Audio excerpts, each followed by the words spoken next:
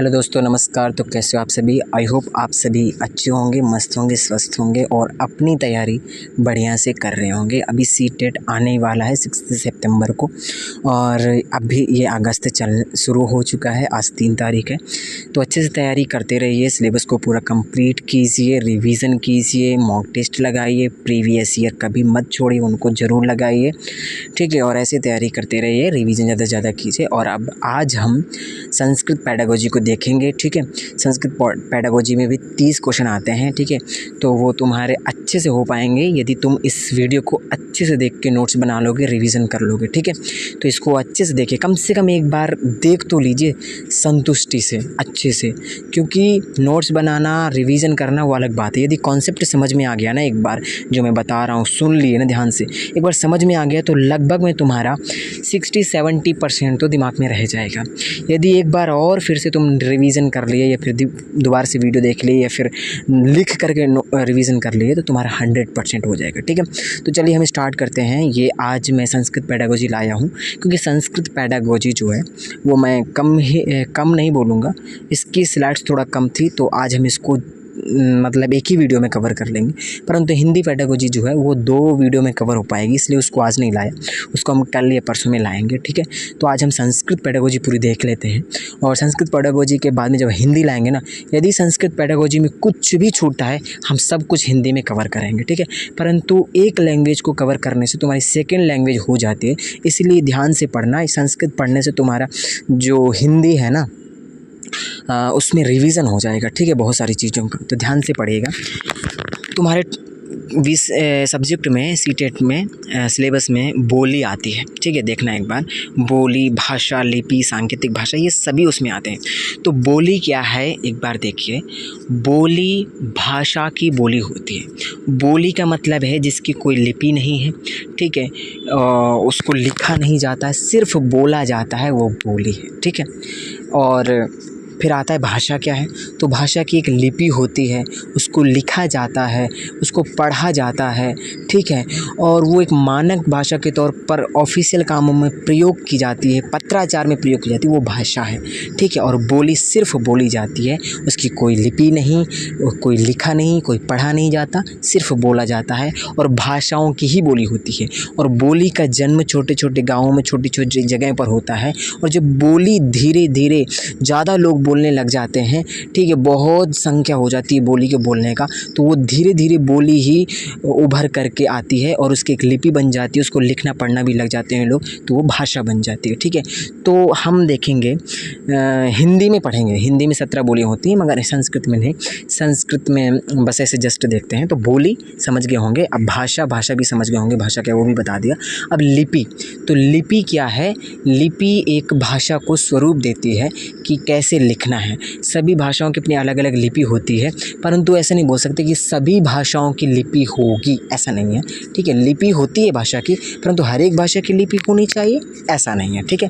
तो लिपि समझ गए। लिपि भाषा, एक भाषा को लिखना पढ़ना सिखाती है, कैसे लिखना है, कैसे पढ़ना है इत्यादि, ठीक है। तो भाषा को स्वरूप देती है, ठीक है, आकार देती है लिपि, ठीक है। अब है सांकेतिक भाषा। तो सांकेतिक भाषा क्या है। सांकेतिक जो भाषा है वो संकेत के माध्यम से बोली जाती है। सांकेतिक भाषा की लगभग लिपि होती है, ठीक है, यदि पूछ ले तो सांकेतिक भाषा जो है वो संकेत के माध्यम से बोला जाता है। उसमें आवाज़ नहीं होती है, उसमें संकेत किया जाता है, ठीक है। जैसे हम बोलते नहीं हैं कभी कभी किसी को बोलेंगे नहीं, सिर्फ मौन रहेंगे और आँखों के जरिए, हाथों के जरिए ऐसे संकेत करते हुए बोलते हैं, ठीक है। तो वो सांकेतिक भाषा होगी, संकेत के माध्यम से बात करना। यदि कोई गूंगा है मान लो, संकेत के माध्यम से करेगा, बोल नहीं पाएगा। यदि बहरा है वो भी संकेत के माध्यम से करेगा, ठीक है। या फिर देख नहीं सकता वो भी थोड़ा संकेत के माध्यम से करेगा। तो ये सांकेतिक भाषा इसलिए बनाई गई, ठीक है। फिर है ब्राह्मी लिपि से देवनागरी लिपि की उत्पत्ति हुई है। यदि पूछ ले ब्राह्मी लिपि की उत्पत्ति किस से हुई है, तो ब्राह्मी लिपि से हुई है। मोस्ट इम्पोर्टेंट, ठीक है, पूछ भी सकता है कि ब्राह्मी लिपि, देवनागरी लिपि की उत्पत्ति किससे हुई, ब्राह्मी लिपि से। और देवनागरी लिपि किस भाषा की है, हिंदी संस्कृत दोनों की है, ठीक है। आगे भाषा अर्जन और अधिग्रहण, तो ये दोनों टॉपिक हैं तुम्हारे पेडागोजी में, हिंदी में, संस्कृत में, ठीक है। तो भाषा जो है वो अर्जन और अधिग्रहण दोनों प्रकार की होती है। तो भाषा अर्जन क्या है और भाषा अधिग्रहण क्या है, ये ध्यान देने वाली बात है। तो भाषा अर्जन जो है वो स्वाभाविक रूप से हम जो अर्जित करते हैं अपने परिवार से, समाज से, इधर उधर से, जो अनायास हो जाती है। अनायास मतलब उसके लिए अभ्यास नहीं करना पड़ता, उसके लिए कोई एफर्ट नहीं करना पड़ता है। जैसे एक बालक होता है, जन्म लेता है, वो धीरे धीरे सुनते सुनते एक भाषा आ जाती है। तो वो क्या है, वो अर्जन की भाषा है। अर्जन मतलब सुन सुन के याद करना, समाज में रहना, तो साथ में रहते रहते याद हो जाना, भाषा आ जाना, ठीक है। तो वो अर्जन है, ठीक है। और जो अधिग्रहण है वो अधिग्रहण जो औपचारिक होती है। ये जो है अर्जन जो है अनौपचारिक है, अधिग्रहण जो औपचारिक है। तो इसके कुछ नाम भी हैं, उनको भी याद रखना है। जैसे कि भाषा अर्जन जो है वो अनायासेन होती, अनायासेन भवति मतलब अनायास होती है, आयास से नहीं होती, आयास से अधिग्रहण होता है, ठीक है। प्रयास से अधिग्रहण होता है, ठीक है। और औपचारिक रूप से अधिग्रहण होता है, परंतु अर्जन जो है अनौपचारिक रूप से होता है, ठीक है, ठीक है। उसके लिए कोई प्रयास नहीं करना पड़ता, अपने आप होता है, भाषा अपने आप होती है भाषा की अर्जन, ठीक है। परंतु अधिग्रहण में अभ्यास करना पड़ता है, एफर्ट डालना पड़ता है, मतलब किसी भाषा को सीखना पड़ता है, ठीक है। तो अधिग्रहण कहते हैं। और अधिग्रहण सहज रूप से नहीं होता है, असहज रूप से होता है। सहज रूप से जो है अर्जन होता है, ठीक है।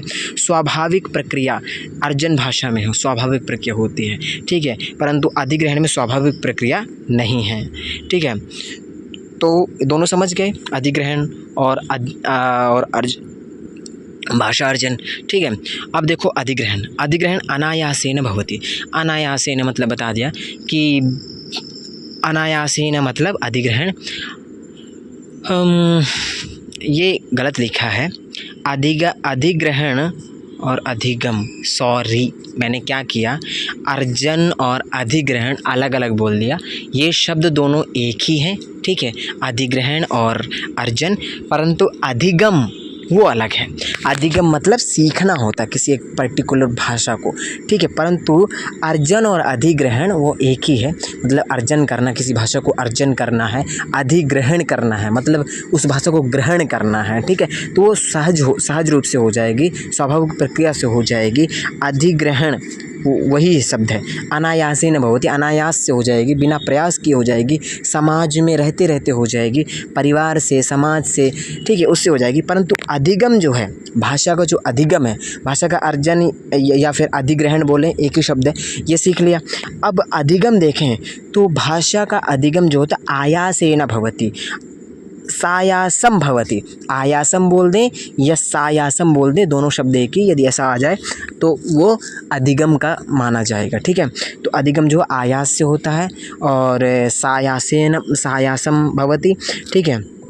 मतलब हम जैसे मान लीजिए हमारी मातृभाषा क्या है, हिंदी है, तो हिंदी जो है हमारी अर्जन की भाषा है, अधिग्रहण की भाषा है, परंतु वही हमारी इंग्लिश हमारी मातृभाषा नहीं है, तो हम वो अधिगम की भाषा है, क्योंकि हम उसको सीखेंगे, उसकी लिपि को जानेंगे, पढ़ेंगे, अल्फ़ाबेट्स को हम मातृभाषा के माध्यम से उसको पढ़ेंगे, तो वो हमारी अधिग्रहण की भाषा है। तो उसको प्रयास करने से, अभ्यास करने से आएगी, अपने आप नहीं आएगी। यदि वही तुम्हारी मातृभाषा होती तो सहज रूप से आ जाती, ठीक है। तो वही बताना चाह रहे हैं। तो प्रथम भाषायाः सहाय्येन द्वितीया भाषा गृह्यते। जैसे मैंने बोला कि यदि मातृभाषा तुमको पता है, मान ली तुम्हारी मातृभाषा क्या है, तुम्हारी हिंदी है, हिंदी पता है, तो उसकी सहायता से तुम दूसरी भाषा सीख पाओगे, इंग्लिश। तो अधिगम में क्या होता है, पहली भाषा दूसरी भाषा को सीखने में सहायता करती है, ठीक है। तो ये अधिगम और भाषा अर्जन, भाषा अधिग्रहण और भाषा अधिगम, ये दोनों में अंतर आई होप समझ गए होंगे, ठीक है। भाषा अर्जन और अधिग्रहण एक ही है और भाषा अधिगम वो अलग है।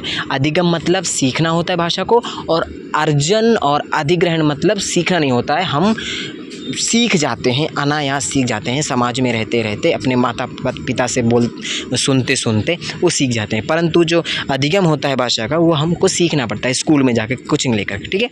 अब आगे भाषा कौशलानी। भाषा कौशलानी क्या है, ये दो भागों में विभाजित है। तो भाषा कौशल तुमने सुना होगा क्या, स्पीकिंग, पहले क्या होता है लिसनिंग, और RW, ये सुना होगा तुमने। तो ये 4 प्रकार के कौशल होते हैं, ठीक है। लिसनिंग, स्पीकिंग, रीडिंग और राइटिंग। तो इन 4 को 2 भागों में बांटा गया है, ठीक है। तो कौन कौन से? ग्रहणात्मक कौशल, याद रखना ये प्रश्न पूछता है, ग्रहणात्मक कौशल कौन से हैं। इन चारों में ही एक ग्रहणात्मक है और एक क्या है? उत्पादात्मक है। तो ग्रहणात्मक जो है श्रवण, सुनना, पठनम, पढ़ना। तो ये ध्यान से ये तुम कॉन्सेप्ट समझ लो। ग्रहणात्मक कैसे है? ग्रहण करना, जिस कौशल से हम ग्रहण करते हैं किसी ज्ञान का, किसी चीज़ का, वो ग्रहणात्मक कौशल है। जैसे श्रवण, हम सुनते हैं, हम तो ग्रहण होता है ना, ज्ञान का ग्रहण हो रहा है, हम उसको हम सीख रहे हैं, हमारे अंदर जा रहा है। तो श्रवणम, सुनने से ग्रहण हो रहा है, इसलिए उसको ग्रहणात्मक। पठनम, पढ़ रहे हैं कोई चीज़ को, तो उससे भी तो ज्ञान का ग्रहण हो रहा है ना, तो वो भी ग्रहणात्मक है। परंतु इन्हें निष्क्रिय कौशल भी कहा जाता है। निष्क्रिय कौशल क्यों? क्योंकि हम सुनते हैं तो हम चुपचाप बैठ के सुनते हैं, हम निष्क्रिय रहते हैं, कोई सक्रिय नहीं होते हैं हम, ठीक है। और पठन में उसमें शांत होकर के बस पढ़ते हैं, तो उसमें निष्क्रिय होकर के हम कुछ एक्टिविटी नहीं करते, इसलिए वो निष्क्रिय कौशल है। ये कॉन्सेप्ट समझो तब याद रहेगा। अब उत्पादनात्मकम कौशलम, तो उत्पादात्मक कैसे है, ठीक है। प्रोडक्टिव स्किल्स कैसे है? तो इसमें उत्पाद होता है, उत्पत्ति होती है। किसकी होती है? भाषणम, भाषण, बोलने से किसका? ज्ञान की उत्पत्ति होती है। हम बोलेंगे तो दूसरों को ज्ञान प्राप्त हो रहा है ना, तो उसमें उत्पाद हो रहा है, ज्ञान का अंदर से निकल रहा है, ठीक है। लेखनम, लिखने समय कलम से लिख रहे हैं, तो वो भी ज्ञान हमारे पेज में लिखने के रूप में निकल रहा है, तो इसलिए इसको हम उत्पादात्मक कहेंगे, प्रोडक्टिव स्किल कहेंगे। और ये सक्रिय है। क्यों सक्रिय है? यह सक्रिय कौशल है क्योंकि हम क्या कर रहे हैं? बोल रहे हैं, हमारे हाथों का संचालन हो रहा है, आँखों का, बोल रहे हैं तो मुंह का, पूरे शरीर सक्रिय रूप से चल रहा है। लिख रहे हैं तो हाथ हमारा मूवमेंट कर रहा है, तो हाथ हमारा सक्रिय है, आँख, दिमाग सब सक्रिय है, तो इसलिए ये क्या है? सक्रियात्मक है कौशल, ठीक है। तो दोनों समझ गए, ग्रहणात्मक, उत्पादात्मक, सक्रिय, निष्क्रिय, ये याद रखना बहुत इंपॉर्टेंट है। अन्य वर्गीकरण देखते हैं, मूर्त कौशल, अमूर्त कौशल। तो मूर्त मतलब जो दिखता है, जो कौशल दिखता है वो मूर्त है, और जो नहीं दिखता है वो अमूर्त है। तो बता दीजिए, पढ़ते हैं हम, जिस चीज़ को पढ़ते हैं किताब में, अक्षर दिखते तो हैं ना, तो वो मूर्त में आएगा। लेखन, लिख रहे हैं कॉपी में, तो अक्षर दिख रहे हैं ना, तो मूर्त में आएगा। परंतु भाषण, हम जो बोल रहे हैं, जो वर्ड्स निकल रहे हैं हमारे मुंह से, वो दिख नहीं रहे हैं, इसलिए वो अमूर्त में आएगा। श्रवण, जो हम शब्द सुन रहे हैं दूसरे के द्वारा, दिख नहीं रहे हैं, इसलिए अमूर्त कौशल है। कितना ईजी है ना। फिर आगे भाषा कौशल, वही है भाषा कौशल, उसी को बार बार हम देख रहे हैं, बहुत सारी चीज़ें हैं, इसलिए भाषा कौशल में और भी सारी चीज़ें हैं। देखो, श्रवण कौशल को देखते हैं हम। अब हम किसको देखते हैं? श्रवण कौशल को देखते हैं। श्रवण कौशल क्या है, ठीक है। अभी तो हमने उसके 2 भाग देखे, ग्रहणात्मक, उत्पादात्मक, उसी में सक्रिय, निष्क्रिय कौशल, ठीक है, वो देख लिए हमने। और क्या देखी? मूर्त, अमूर्त कौशल देखी। अब हम भाषा कौशल में श्रवण कौशल को देखते हैं। यह आधारभूत कौशल है और प्रारंभिक कौशल है। तो श्रवण जो एक आधारभूत कौशल है और प्रथम कौशल है, क्योंकि बच्चा पहले सुनने से स्टार्ट करता है, ठीक है, एक बालक, तो ये आधारभूत भी है और ये पहला कौशल है। इसके बाद में आता है कौन सा? बोलना, पढ़ना, लिखना। तो परंतु ये आधारभूत क्यों है? क्योंकि भैया जब तुम सुनोगे ही नहीं तो बोलोगे क्या, और सुनोगे ही नहीं तो पढ़ोगे क्या, तुमको कैसे पता चले क्या लिखा है, और तुम यदि सुनोगे ही नहीं तो लिखोगे भी क्या, कैसे अंदर से प्रोडक्टिविटी आएगी, ठीक है, कैसे तुम पढ़ोगे, कैसे पढ़ पाओगे तुम। तो भाई सुनना पहला आधार है, बिना सुने तुम बोल भी नहीं सकते, पढ़ भी नहीं सकते, लिख भी नहीं सकते। तो सुनने से तुम्हारा ज्ञान अर्जन होगा, जब तो ज्ञान अर्जन होगा तब तुम उसको उगलोगे, बोलोगे, पढ़ोगे, लिखोगे, इसलिए आधारभूत कौशल है। ओके, इसे निष्क्रिय कौशल, ग्रहणात्मक कौशल, अमूर्त कौशल, आदिम मतलब पहला कौशल, जन्मजात कौशल, जन्मजात मतलब जन्म से इसी को सीखता है बच्चा, इसलिए जन्मजात कौशल, और प्रथम कौशल भी कहते हैं। तो समझ गए, निष्क्रिय कौशल है क्योंकि इसमें कोई एक्टिविटी नहीं होती, बैठ करके सुनते हैं। ग्रहणात्मक है, इसमें ज्ञान को ग्रहण करते हैं। अमूर्त कौशल है, दिखते नहीं इसके शब्द, जब बोलते हैं हम सुनते हैं। और आदिम है, पहला है। और जन्मजात है, जन्म में शुरू में बच्चा सुनता ही है। और प्रथम कौशल है, ठीक है। आगे भाषा कौशलों का विकास, भाषा कौशलों का विकास। तो NEP 2020 के अनुसार भाषा कौशलों का विकास तीसरी कक्षा, तृतीया कक्षा पर्यंतम भवेत्। तक हो जाना चाहिए। तो क्या बोल रहा है कि बच्चे में भाषा कौशल का विकास कौन सी क्लास तक हो जाना चाहिए। प्रश्न पूछ लेगा कि NEP 2020 के अनुसार भाषा कौशल का विकास किस कक्षा तक हो जाना चाहिए। तीसरी कक्षा तक भाषा कौशल का विकास हो जाना चाहिए। तृतीया कक्षा पर्यंतम भवेत। तो बच्चों को भाषा का विकास, उसको भाषा बोलनी आ जानी चाहिए, परफेक्ट लिखनी, बोलनी, पढ़नी, तीसरी कक्षा तक। ठीक है। अब श्रवण कौशल ही चल रहा है अभी भी। तो श्रवण कौशल का अर्थ है सुनकर अर्थ ग्रहण करना। ये संस्कृत में बोले तो अर्थ ग्रहण पूर्वकम ग्रहणम, इसको क्या बोलेंगे, श्रवण कौशलम। ठीक है। तो सुनकर अर्थ ग्रहण करना, हम कोई बात को सुन रहे हैं, कोई प्रवचन दे रहा है तो सिर्फ सुनना नहीं है, उसके अर्थ को भी ग्रहण करना है, ये है श्रवण कौशल। ठीक है। अर्थ ग्रहण पूर्वकम ग्रहणम यानी श्रवण कौशल। विकसित करने के उपाय क्या है, विधियाँ क्या है। श्रवण कौशल को, यदि श्रवण कौशल किसी का कमज़ोर है, सुनता नहीं है, उसका मन नहीं लगता है, बहुत चंचल है, तो कैसे सुनेगा वो। ठीक है। तो उसके उपाय क्या हैं श्रवण कौशल को विकसित करने का, अच्छे से सुन पाएँ, ध्यानपूर्वक सुन पाएँ। ठीक है। और ताकि ढंग से सुनेगा, ध्यानपूर्वक सुन पाएगा यदि श्रवण कौशल, तो ज्ञान उसका बढ़ेगा, ज्ञान में वृद्धि होगी। और यदि वो सुन नहीं पाएगा ढंग से, ठीक है, ज्ञान में वृद्धि नहीं होगी, तो फिर आगे नहीं बढ़ पाएगा। तो इसलिए पहला आधारभूत कौशल श्रवण कौशल सही होना चाहिए। तो उसके उपाय क्या है उसको विकसित करने के श्रवण कौशल के। तो कथा कथन, तुम स्टोरी टेलिंग, बच्चों को कथाएँ सुनाओ, अच्छी अच्छी कहानियाँ सुनाओ। ठीक है। तो स्टोरी टेलिंग के माध्यम से हम श्रवण कौशल विकसित कर सकते हैं, क्योंकि उसमें इंटरेस्टिंग चीज़ होती हैं स्टोरी में बच्चों के। और कैसी, जीव जंतुओं वाली कहानियाँ सुनाओ। ठीक है। लौकिक सामाजिक उदाहरणों सहित सुनाओ, तो बच्चे सुनेंगे, इंटरेस्ट लेंगे, और सुनेंगे तो उनका ज्ञान बढ़ेगा। ठीक है। तो कथा कथन माध्यम है एक, तो स्टोरी टेलिंग, स्टोरी। फिर इसके बाद प्रश्नोत्तर विधि, क्वेश्चन आंसर मेथड, तो उनसे प्रश्न पूछो, वो जवाब देंगे, तो इससे श्रवण कौशल विकसित होगा। तुम प्रश्न पूछोगे तो बच्चे ध्यान से सुनेंगे। ठीक है।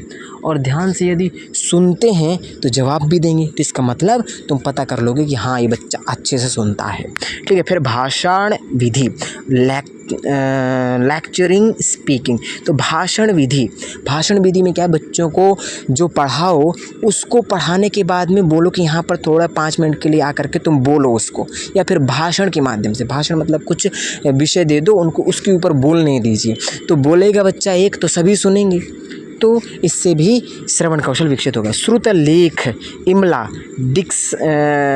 डिक्टेशन, तो श्रुत लेख से क्या है, तुम श्लोक बोलो, सुलेख बोलो। श्रुत लेख मतलब तुम बोलोगे, बच्चे लिखेंगे, और इससे पता चलेगा कि उनका श्रवण कौशल कितना विकसित हो रहा है। तुम कुछ बोलोगे और वो कुछ लिख देंगे, तो इससे पता चलेगा कि उनका श्रवण कौशल उतना अच्छा नहीं है और विकसित होने की ज़रूरत है। तो ऐसे करके श्रुत लेख से, इमला बोलते हैं ना, कि एक सुलेख बोलते हैं हम, और टीचर बोलता है और बच्चे लिखते हैं वो। फिर है वाद विवाद के माध्यम से, एक विषय रखो बच्चों के बीच में और 2 ग्रुप बना दो, और उनके बीच में एक विषय पर डिस्कशन करने के लिए बोलो, पॉजिटिव नेगेटिव डिस्कसन करने के लिए बोलो। वाद विवाद से भी श्रवण कौशल बढ़ेगा। तो ये उपाय हो गए तुम्हारे इतने सारे। यदि आ जाए ना ये उपाय, तो बता देना कि श्रवण कौशल के विकसित करने के उपाय हैं, ध्यान से देख करके आंसर लगा लेना। ठीक है।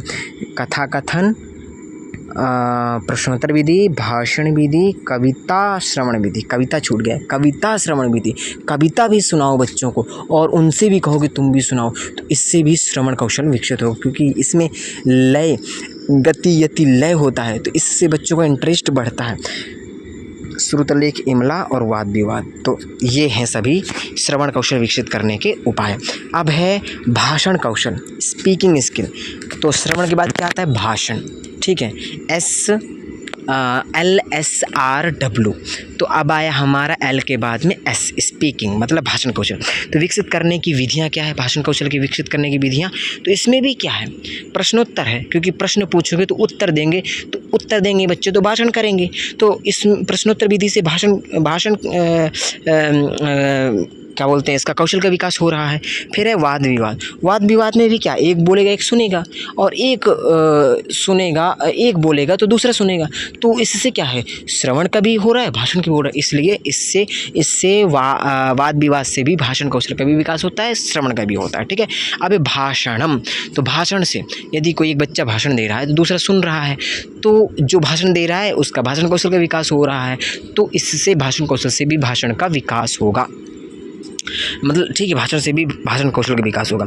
अब नाट्यम। नाट्य में क्या होता है ड्रामा में कि डायलॉग बोलना होता है, तो डायलॉग कितना अच्छे से बोल रहा है, स्पष्ट रूप से बोल पा रहा है कि नहीं, तो इससे ही पता चल जाएगा कि उसका भाषण कौशल सही है कि नहीं है। ठीक है। फिर है चित्र वर्णनम। किसी चित्र को दे दो, उसका वर्णन करने के लिए बोलो बच्चे को, वर्णन कर पा रहा है कितने ढंग से कर रहा है कितने नहीं, तो इससे भी बच्चे का क्या होगा, भाषण कौशल का विकास होगा। तो ये उपाय हो गए। ठीक है। अब है पठन कौशल। देखो भाषण कौशल के उपाय बता दिए मैं। भाषण कौशल क्या है तुमको पता है, भाषण कौशल, ठीक है। और भाषण कौशल में क्या होता है, बोलना होता है किसी विषय पर, तो वही भाषण कौशल है, उसमें उतना बताने की जरूरत नहीं है, श्रवण में जो था वो बता दिया मैंने। अब पठन कौशल। तो पठन कौशल का अर्थ क्या है कि पढ़कर अर्थ ग्रहण करना, किसी चीज़ को पढ़ो उसका अर्थ ग्रहण करो। पठित्वा अर्थ ग्रहणम, क्या पठनम, भाव को समझते हुए पढ़ना, भाव बोधन पूर्वकम पठनम, या पढ़कर समझना, पठित्वा अवबोधनम। तो पठन कौशल क्या है कि तुम सिर्फ पढ़ो ना, पढ़ करके उसका अर्थ भी समझो, ठीक है, अवबोध भी हो, तुमको समझ में भी आए, उसका भाव भी समझो। तो ये सब चीज़ें जब तुम समझ पा रहे हो तब समझ लेना कि तुम्हारा पठन कौशल का विकास हो रहा है या हो चुका है या रनिंग पर है। ठीक है। इसके प्रकार क्या हैं, पठन कौशल के प्रकार क्या हैं, तो सस्वर पठन और मौन पठन, दो प्रकार से होता है। सस्वर पठन, मौन पठन, दो प्रकार का पठन होता है। तो उपकौशल इसके क्या हैं, उपकौशल भी तो हैं, ये तो प्रकार हो गए। अब इसके उपकौशल कौन से हैं, तो अनुमान लगाना, कल्पना करना, सारांशीकरण करना, निष्कर्ष निकालना। तो ये पठन कौशल के क्या हैं, उपकौशल हैं। अनुमान लगाना, जब तुम पढ़ रहे होंगे तो बताओ सभी का अर्थ तो नहीं निकाल पाते हो, सभी का भाव तो नहीं जान पाते हो, कई शब्द ऐसे होते हैं तो उनके शब्दों के अनुसार तुम भाव निकालते हो कि ये अर्थ हो सकता है, तो अनुमान लगाना, तो ये उपकौशल हो गया उसका। ठीक है। डायरेक्ट भाव ना निकाल करके अनुमान लगाए तो उपकौशल हो गया।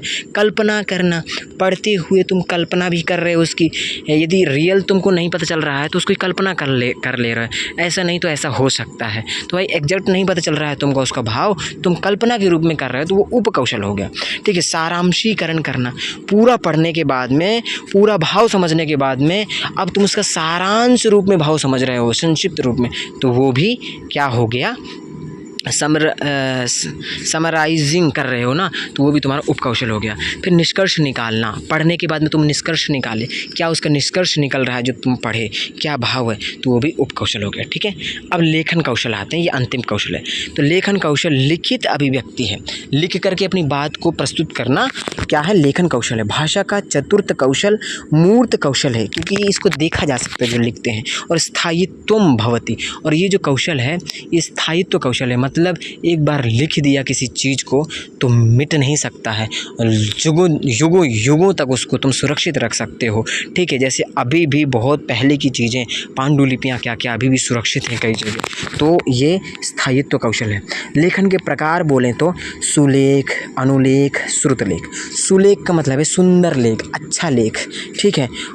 सुलेख का अच्छा लेख, ठीक है, लिखना, तो देख देख के भी लिख सकते हैं, बोल करके भी इमला की तरह लिख सकते हैं, तो सुलेख मतलब अच्छा लेख। फिर अनुलेख, अनुलेख मतलब देख करके लिखना, उतारना, या ब्लैक बोर्ड से या किताब से। फिर श्रुतलेख, जो अध्यापक बोलता है सुन करके बच्चा लिखता है, श्रुतलेख। तीन प्रकार का लेख हो गया। ठीक है। फिर है विधियाँ, तो लेखन की विधियाँ कौन सी हैं, तो श्रुतलेख है, एक तो विधि हो गई, क्योंकि अध्यापक बोलता है टीचर लिखता है, तो श्रुतलेख हो गई एक विधि कि सुन करके लिखना, एक विधि हो गई। एक मॉन्टेसरी विधि हो गई।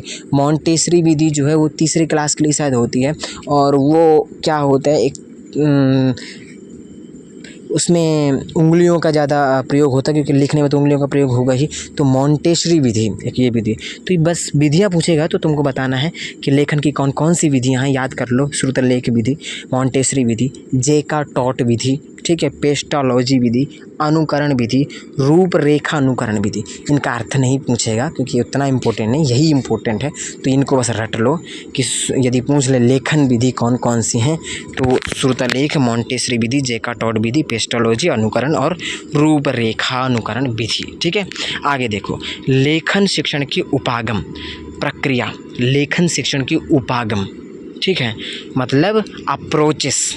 तो प्रक्रिया देखते हैं, तो लेखन का प्रक्रिया उपागम क्या है। हम यदि कोई चीज़ लिखते हैं, मान लो किताब बनाते हैं या लिखते हैं, तो उसकी प्रक्रिया क्या होगी। ठीक है, तो लेखन शिक्षण के उपागम क्या होंगे। तो पहले हम क्या करेंगे, कोई चीज़ लिखेंगे, किताब लिखेंगे, मान लीजिए किताब लिख रहे हैं, उसको पब्लिश करना है, हमको कोई किताब लिखना है, पब्लिश करना है, तो लेखन का प्रक्रिया का उपागम क्या होगा उसका। तो पहले विचारोत्तेजनम होगा, तो ठीक है, ब्रेन स्टॉर्मिंग होगी, तो विचारोत्तेजनम होगा। यदि हमको कोई भी चीज़ लिखना है, कोई किताब लिखना है, तो पहले हम क्या करेंगे, सोचेंगे, विचार करेंगे, ठीक है, विचार उत्पन्न होंगे, फिर उसका एक टाइटल देंगे पुस्तक का, फिर उसके विषय लिखेंगे, चुनेंगे, और फिर इसके बाद में सब पूरा विषय लिखेंगे ना। तो इसलिए पहले विचारोत्तेजनम, तो पहले हम चिंतन करेंगे, विचार आएंगे हमारे दिमाग में कि क्या लिखना है क्या नहीं लिखना है। फिर इसके बाद में जो विचार आएंगे कि कैसे लिखना है, तो एक रूपरेखा निर्माणम, तो एक हम क्या करेंगे, आउटलाइन का निर्माण करेंगे, कैसे कैसे लिखना है, क्या क्या लिखना है, वो हम रूपरेखा निर्माण करेंगे। ठीक है, रूपरेखा निर्माण के बाद में प्रारूप निर्माणम, ड्राफ्टिंग। ठीक है, रूपरेखा निर्माण के बाद हम ड्राफ्टिंग करेंगे फिर। ठीक है, तो प्रारूप निर्माण कर देंगे, एक प्रारूप बना देंगे कि कैसे कैसे लिखेंगे, क्या होगा क्या नहीं बाद में होगा, वो सब चीज़। फिर इसके बाद संशोधनम, फिर उसका संशोधन, कहाँ गलती है, पुनरावलोकनम करेंगे, दोबारा से उसको देखेंगे और फिर सुधार करेंगे। ठीक है, और फिर इसके बाद में क्या करें, संपादनम, एडिटिंग करेंगे, फिर उसका संपादन करेंगे, एडिटिंग करेंगे। ठीक है, कि किसको कहाँ रखना है, एकदम ठीक से सटीक तौर पर पेज नंबर वगैरह हर एक चीज़, और फिर लास्ट में जब सब कुछ हो जाएगा तो प्रकाशनम, पब्लिशिंग कर देंगे। तो ये इसके भाई लाइन से 5 ये 6 हैं, इनको याद रख लेना, इनका क्रम पूछ लेता है। तो पहले विचारोत्तेजनम आएगा, ब्रेन स्टॉर्मिंग आएगी, रूपरेखा निर्माणम आएगा, आउटलाइन आएगी, फिर प्रारूप निर्माणम आएगा, ड्राफ्टिंग आएगी, फिर संशोधनम आएगा, पुनरावलोकनम आएगा, फिर संपादनम आएगा और फिर प्रकाशनम। तो ये 5-6 इनको तुमको याद रखना है लाइन से। इनके यदि तुम किसके बाद क्या आएगा, कैसे कैसे होता है, यदि अर्थ दिमाग में रख लिए ना, तो यदि ये शब्द भी परिवर्तन कर दिए ना, तब भी तुम समझ जाओगे। ठीक है, आगे लेखन का उत्पाद उपागम क्या है। लेखन का उत्पाद उपागम, तो शीर्षक, औपचारिक पत्र, प्रतिवेदनम, ईमेल, ये हैं लेखन का उत्पाद उपागम। उत्पाद तो शीर्षक, ये उत्पाद उपागम है, औपचारिक पत्र उत्पाद उपागम है, प्रतिवेदनम उत्पाद उपागम है, और ईमेल उत्पाद उपागम है। क्योंकि हम यदि शीर्षक लिखते हैं पाठ का, तो क्या है, उससे उत्पाद हो रहा है ना, हमारे दिमाग से उसको लिख रहे हैं तो उत्पाद हो रहा है कि नहीं, प्रोडक्टिविटी हो रही है कि नहीं। औपचारिक पत्र लिख रहे हैं तो हमारे दिमाग से विचार आ रहे हैं, उसमें भी उत्पाद हो रहा है ना। प्रतिवेदनम, उसमें भी उत्पाद हो रहा है ना। ईमेल, किसी भी ईमेल भी लिखी, उसमें भी ब्रेन स्टॉर्मिंग हो रही, विचार आ रहे हैं, तो उसमें भी क्या है, उत्पादात्मक है। ठीक है, अब है पठन के उपकौशल। पठन के उपकौशल, और पठन की उपकौशल जो है ना, इतने इम्पोर्टेंट हैं कि 1 2 3 4 5 6 प्रश्न भी पूछ लेंगे यहाँ से। ठीक है, तो ध्यान दीजिएगा। स्किमिंग से प्रश्न बहुत पूछते हैं। तो स्किमिंग क्या है, एका पठन तकनीक अस्ति, पढ़ने की एक तकनीक है, एक टेक्निक है, एक विधि है स्किमिंग। तो स्किमिंग का मतलब है, स्किमिंग का अपर नाम क्या है, इसको और भी नामों से जाना जाता है, जैसे विहंगावलोकनम, विहंग की दृष्टि की तरह देखना है। स्किमिंग क्या है, देख लो। स्किमिंग का मतलब है जैसे कि तुम एक क्या पढ़ रहे हो, एक समाचार पत्र पढ़ रहे हो। समाचार पत्र को जब तुम पढ़ोगे तो उसमें क्या पढ़ोगे, मेन चीज़ें ऐसे पढ़ते जाओगे ना, मेन चीज़ें पढ़ते जाओगे। उसमें ये तो नहीं है तुमको ग्रामर देखोगे, तुम सही पढ़ रहे हो कि नहीं वो देखोगे, ऐसा नहीं है। मेन चीज़ें पढ़ते जाओगे और कुछ चीज़ जो सही हैं उनको देखते जाओगे और जल्दी पढ़ोगे, भागोगे। तो ये स्किमिंग है। ठीक है। तो इसको बोलते हैं सरसरी पठन, सरसरी तौर पर पठन। तो जल्दी जल्दी पढ़ोगे, जल्दी जल्दी पढ़ करके आगे भागोगे, मेन मेन चीज़ दिमाग में रखोगे और निकाल दोगे। ऐसे ही जब तुम रिवीजन करते हो पेपर से पहले, तो रिवीजन करने से ये थोड़ी कि तुम पूरा पढ़ते हो, लाइन से एक डिट्टो पढ़ते हो, ठीक है, और उसको समझते हो, ऐसा नहीं है। रिवीजन का मतलब तुम पढ़ चुके हो और उसको एक बार दोबारा से ऐसे रीडिंग कर रहे हो जल्दी जल्दी फास्ट, ताकि तुमको दिमाग में वो आ जाए। तो वो उसको बोलते हैं सरसरी तौर पर पठन, यानी कि स्किमिंग बोलते हैं उसको, ठीक है। तो एका पठन तकनीक अस्ति, अपर नाम इसका क्या है, विहंगावलोकनम, विहंग की तरह अवलोकन करना, ठीक है। और शीघ्र पठनम मतलब जल्दी पढ़ना, बोला जैसे सामान्य सूचना यही पठनम, सामान्य जानकारी के लिए पढ़ना, मतलब ज़्यादा गहराई में नहीं जाना, ठीक है। सामान्य तौर पर अखबार में हम सामान्य जानकारी के लिए पढ़ते हैं, उसमें गहराई में तो नहीं जाते ना, वही। अब सिंहावलोकनम समाचार पत्रम, तो सिंहावलोकनम भी बोलते हैं इसको, समाचार पत्र पढ़ना। तो इसमें उदाहरण वगैरह पूछ लेगा कि स्किमिंग के उदाहरण क्या है, तो समाचार पत्र पढ़ना इत्यादि, ठीक है।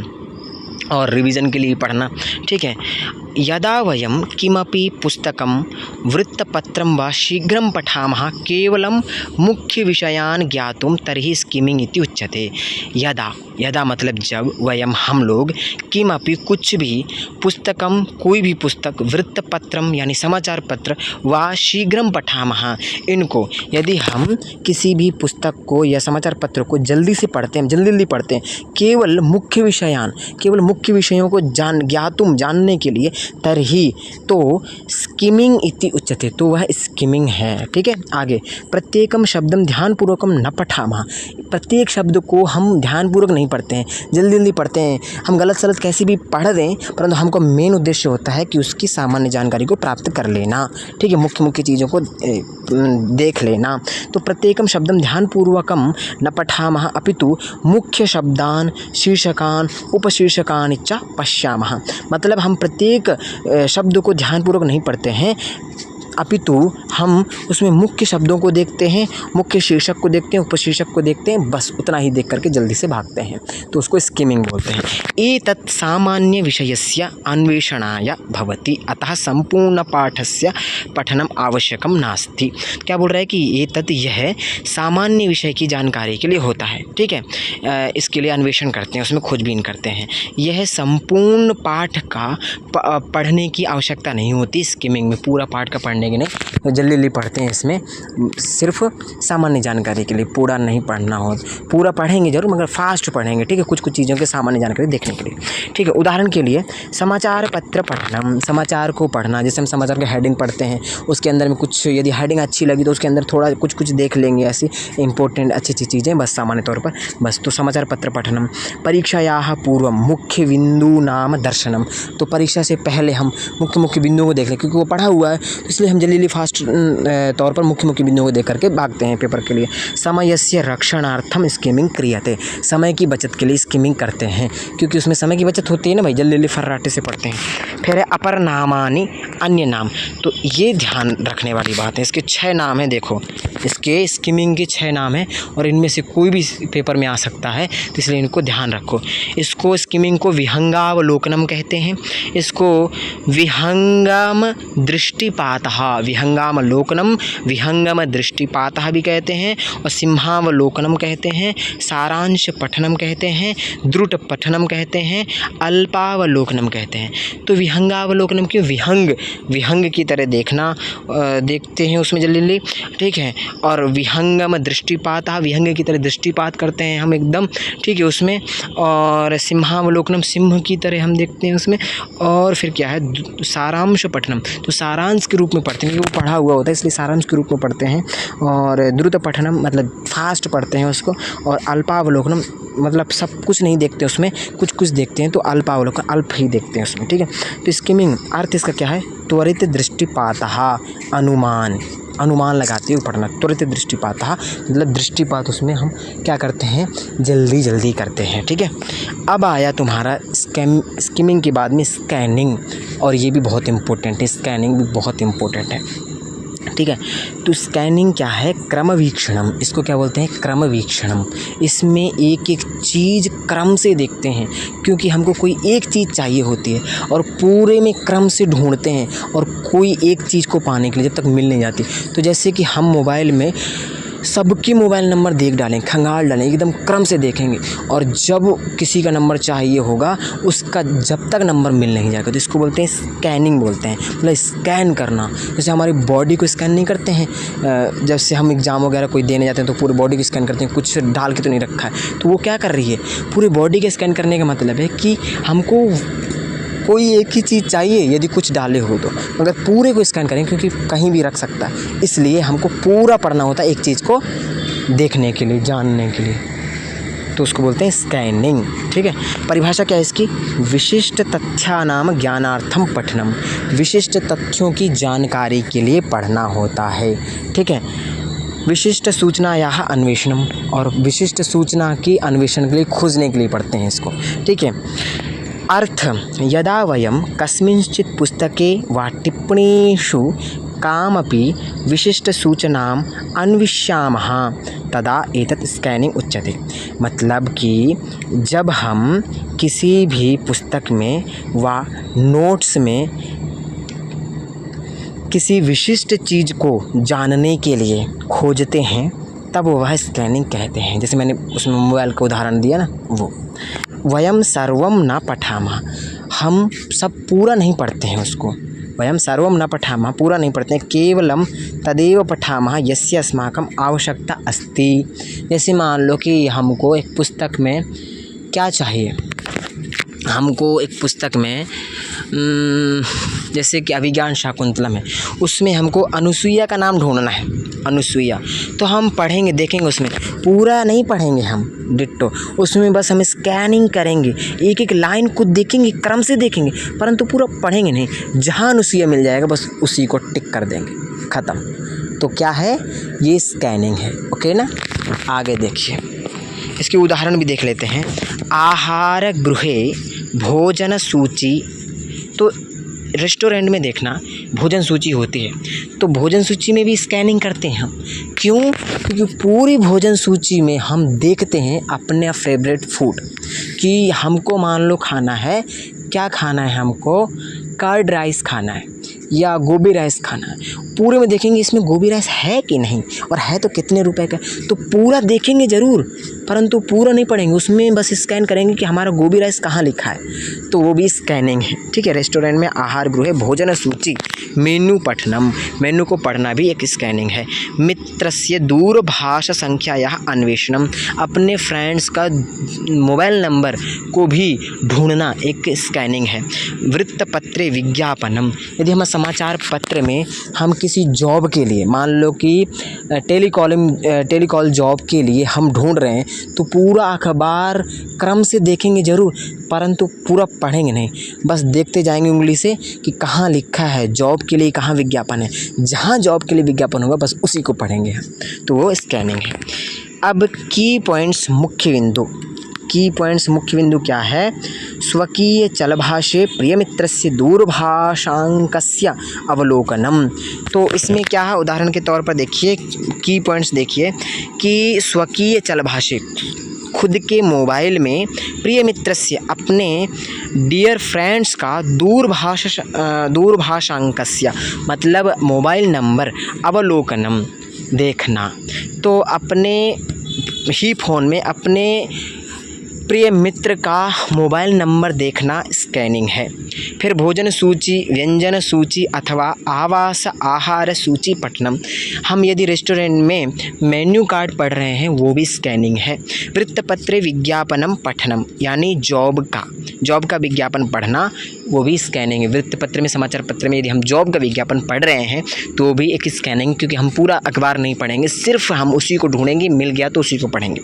अथवा क्रिकेट वृत्तांत स्कोर न्यूज़ पठनम, या फिर हम क्रिकेट के बारे में देखना है हमको, तब भी हम स्कैनिंग ही करेंगे, स्किमिंग नहीं करेंगे, क्योंकि हमको उसमें सिर्फ एक चीज़ चाहिए।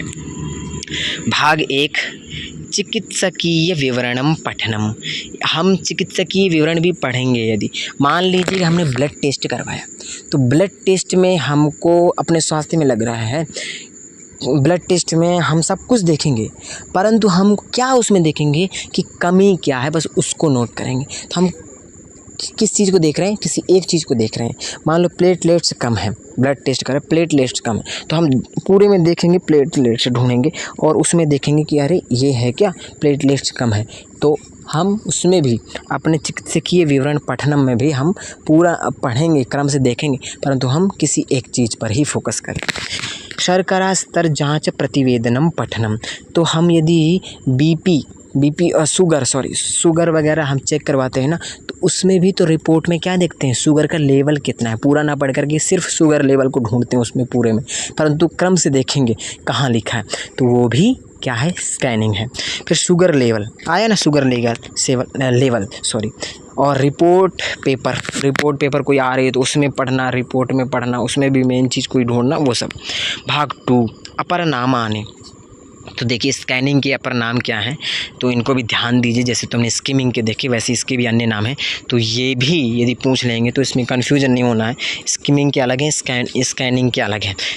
तो स्कैनिंग के क्या है, क्रम वीक्षणम, क्रम से देखना, ठीक है, क्रम से, परंतु इसमें एक एक शब्द को पढ़ना नहीं, क्रम से देखना है बस। क्रम वीक्षणम, अवलोकनम, पूरे को देखना है, अवलोकन करना है, देखना है पूरे को, ठीक है। पर्यावलोकनम, और मतलब चारों तरफ से पूरा देखना है, क्योंकि कहाँ छिपा होगा वो वर्ड पता नहीं है, ठीक है। सूक्ष्म दृष्टया पठनम, पूरा एकदम सूक्ष्म दृष्टि से, एक एक कोई चीज़ ना छूट जाए, ऐसे एक सूक्ष्म दृष्टि से देखोगे। स्कैनिंग सूक्ष्म दृष्टि से होगी नहीं भाई, एक एक चीज़ को छानबीन के देखोगे ना, कहाँ लिखा है कहाँ नहीं है। फिर गहनावलोकनम, गहन तरीके से अवलोकन करोगे, एकदम ध्यान नहीं भटकेगा, एकदम फोकस होकर के देखोगे। दत्तावधानेन पठनम, एकदम ध्यान दे करके पढ़ोगे उसको, कहाँ है वो, कहाँ है, मिल क्यों नहीं रहा है। यदि एक बार नहीं मिला तो दोबारा फिर से देखोगे, कहाँ रह गया, कहाँ छूट गया, क्यों नहीं मिल रहा है वो शब्द जो मैंने इस पेज में देखा था। फिर परिवीक्षणम, चारों तरफ से देखोगे तुम, नहीं मिलेगा तो। और द्रुत वीक्षणम, एकदम फास्ट देखोगे, क्योंकि टाइम नहीं है तुम्हारे पास, एक शब्द को ढूंढना है बस, फास्ट देखोगे। तीसरे भाग में देखो, व्यापक विस्तृत पठनम, 2 हो गए, स्किमिंग और स्कैनिंग 2 हो गए। अब है व्यापक पठनम यानी विस्तृत पठनम, इसको क्या बोलेंगे, एक्सटेंसिव रीडिंग। तो व्यापक या विस्तृत पठनम, तो व्यापक पठनम, विस्तृत पठनम आनंदार्थम भवति, मनोरंजनार्थम भवति, आनंद के लिए और मनोरंजन के लिए होते हैं। तो यदि पूछ ले व्यापक पठन या विस्तृत पठन किसके लिए होता है, तो आनंद के लिए, एंजॉय के लिए होता है। उसमें हम सिर्फ पढ़ते हैं, उसमें ग्रामर वगैरह कुछ भी नहीं देखेंगे, ये सब गलत पढ़ रहे हैं सही पढ़ रहे हैं कुछ नहीं, हम सिर्फ पढ़ेंगे और उसके भाव को ग्रहण करते जाएंगे और आनंद लेते जाएंगे। जैसे उपन्यास इत्यादि पढ़ना, नाटक पढ़ना, कहानी पढ़ना। कथा उपन्यास पठनम, द्रुत पठनम, जल्दी पढ़ेंगे। और उपन्यास को कैसे पढ़ते हैं हम, तो वो विस्तृत पठन है, व्यापक पठन है, उसमें इतनी मोटी पुस्तक होती हुई भी हम विस्तृत पठन बोलेंगे। उसकी इतनी मोटी पुस्तक होने पर भी हम आनंद यदि आ रहा है तो उसको पूरा पढ़ जाएंगे, हम फास्ट पढ़ेंगे, जल्दी पूरा पढ़ जाएंगे, ना ग्रामर देखेंगे ना कुछ देखेंगे। अब है भाग 4 मुख्य बिंदावहा, तो की पॉइंट्स, इसको क्या बोल सकते हैं, और तो मनोरंजनार्थम क्रियते, तो ये जो है इस की पॉइंट्स हैं, यदि ये तुमको दिख जाए ना प्रश्न में तो समझ लेना ये विस्तार पठन है। तो विस्तार पठन को पहचान कैसे कर सकते हैं, मनोरंजनार्थम क्रियते, मतलब आनंद के लिए, मनोरंजन के लिए पढ़ते हैं, ये विस्तार पठन करते हैं। कथाम बोद्धुम पठन्तु न तो प्रत्येकम शब्दम, तो क्या बोल रहा है कि कथा के समझने के लिए, कथा का बोध के लिए पढ़ना है, तुमको एक एक शब्द को जानने के लिए नहीं पढ़ना है। कथा बोध अवगमन हो, समझ में आए कथा। सूचनाम प्राप्तुम आनंदाय वा पठन्तु, सूचनाम प्राप्तुम आनंदाय वा पठन्तु, सूचना प्राप्ति के लिए, आनंद के लिए पढ़ो, ठीक है। बहिर्वेशनाय पठनम, एक ये भी नाम आ जाता है, बहिर्वेशनाय पठनम, तो ये क्या है बहिर्वेशनाय पठनम, प्रश्न में आ जाएगा।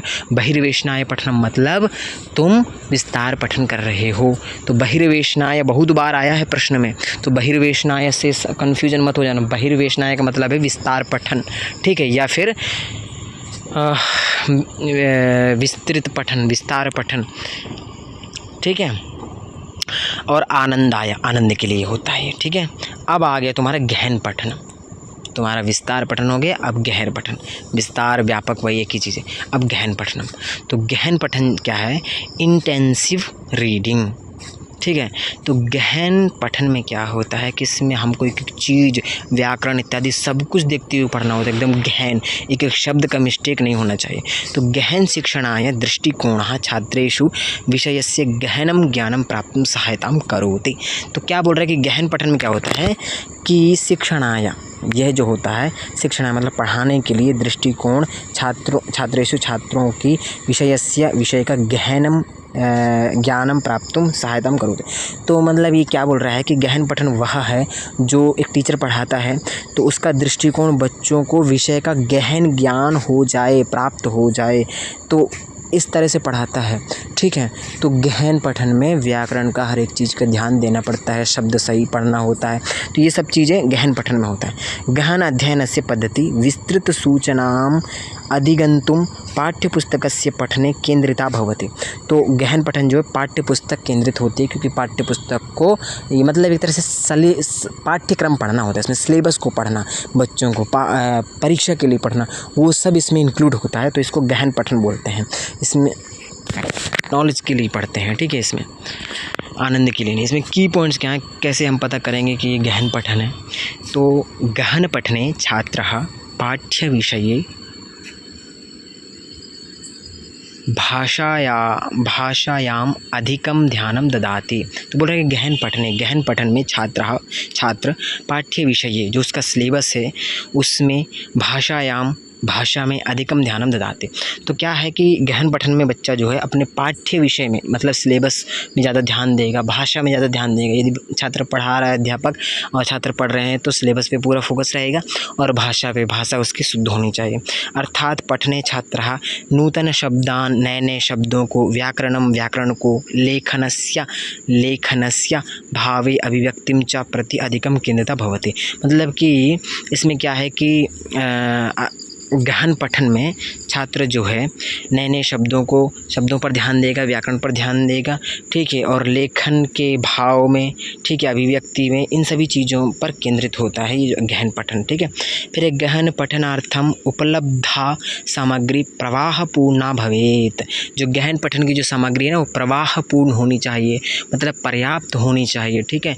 विस्तृत सामग्री, विस्तृत मतलब पर्याप्त होनी चाहिए, विस्तृत सामग्री होनी चाहिए, ज़्यादा से ज़्यादा होनी चाहिए ताकि बच्चे को ज़्यादा से ज़्यादा ज्ञान हो पाए, उसको विषय सही से समझ में आ जाए, सरलता से समझ में आ जाए। ठीक है। तो विस्तृत होनी चाहिए, ज़्यादा से ज़्यादा सामग्री होनी चाहिए ताकि उसको परीक्षा में अच्छे से अच्छे मार्क्स ला पाए ऐसे। तो शब्दावल्याः व्याकरणस्य च विषये ज्ञानवर्धनम। तो इससे क्या होता है, शब्दावली का, शब्द संपदा का, वोकैबुलरी का, व्याकरणस्य ग्रामर के विषय में ज्ञानवर्धन होता है गहन पठन से बच्चों का। ठीक है भाई, तुमने 4 प्रकार का पठन देखा और बहुत इम्पोर्टेंट है ये। एक था स्किमिंग, स्कैमिंग, विस्तृत यानी व्यापक, और गहन पठन। अब तुम देखो बहुभाषावाद,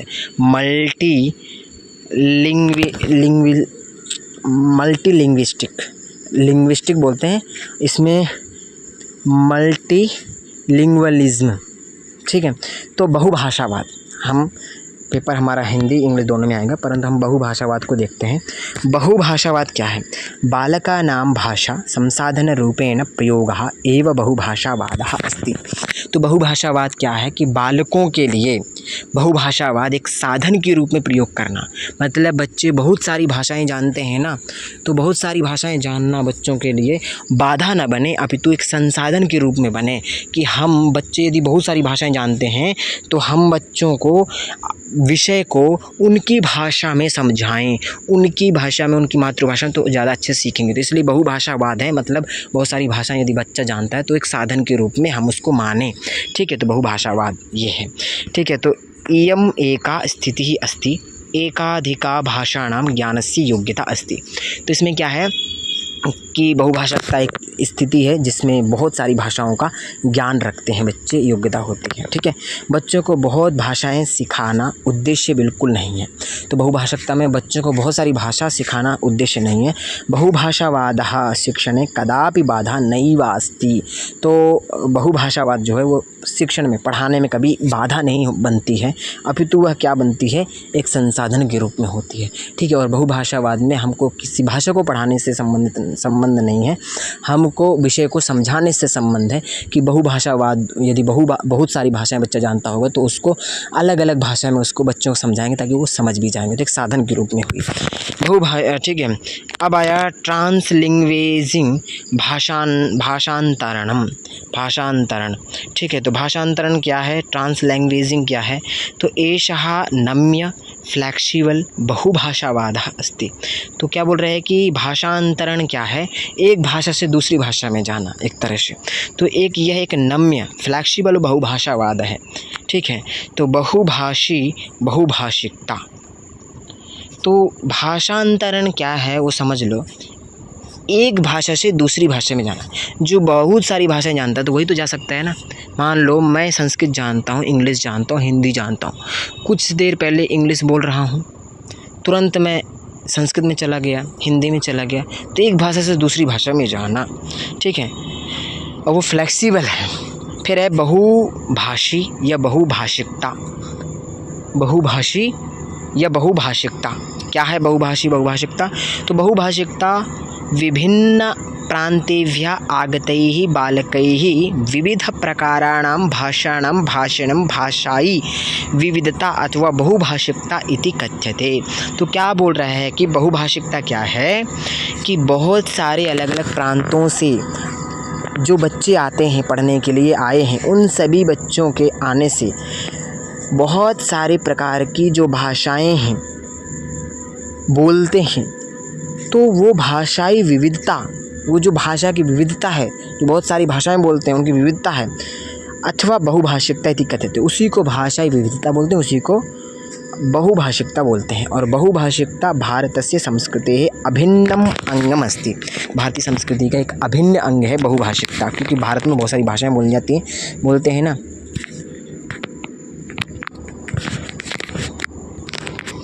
कोश कोश में पानी बदले 3 कोश में वाणी, ऐसी कुछ करके बोलते हैं ना, कहावत है ना। तो अपने भारत में बहुत सारी भाषाएं बोली जाती हैं, है ना। थोड़े थोड़े अलग अलग क्षेत्र में जाओ ना, किसी किसी क्षेत्र में तो गांव में तक भाषाएं बदल जाती हैं। तो इसीलिए बहुभाषिकता जो है भारतस्य संस्कृतेः अभिन्नम अंगम अस्ति, तो भारत के लिए एक अभिन्न अंग है। ठीक है, इयं बालकानां भाषां संसाधन रूपेण प्रयुङ्क्ते। तो ये जो भाषा है ना बहुभाषिकता, ये बच्चों के लिए ये संसाधन के रूप में प्रयुक्त होती है। ठीक है, क्योंकि बच्चों को विषय को समझने के लिए, समझाने के लिए एक ये साधन है। क्योंकि जितनी ज़्यादा भाषाएं जानते होंगे बच्चे, तो साधन है वो जल्दी समझ पाएंगे, अच्छे समझ पाएंगे और ईजीली समझ पाएंगे। बहुभाषिक कक्षायाः तात्पर्यं तस्यां कक्षायाम् अस्ति यत्र विभिन्न भाषाभाषिणः बालकाः सदैव समानां शिक्षां गृह्णन्ति।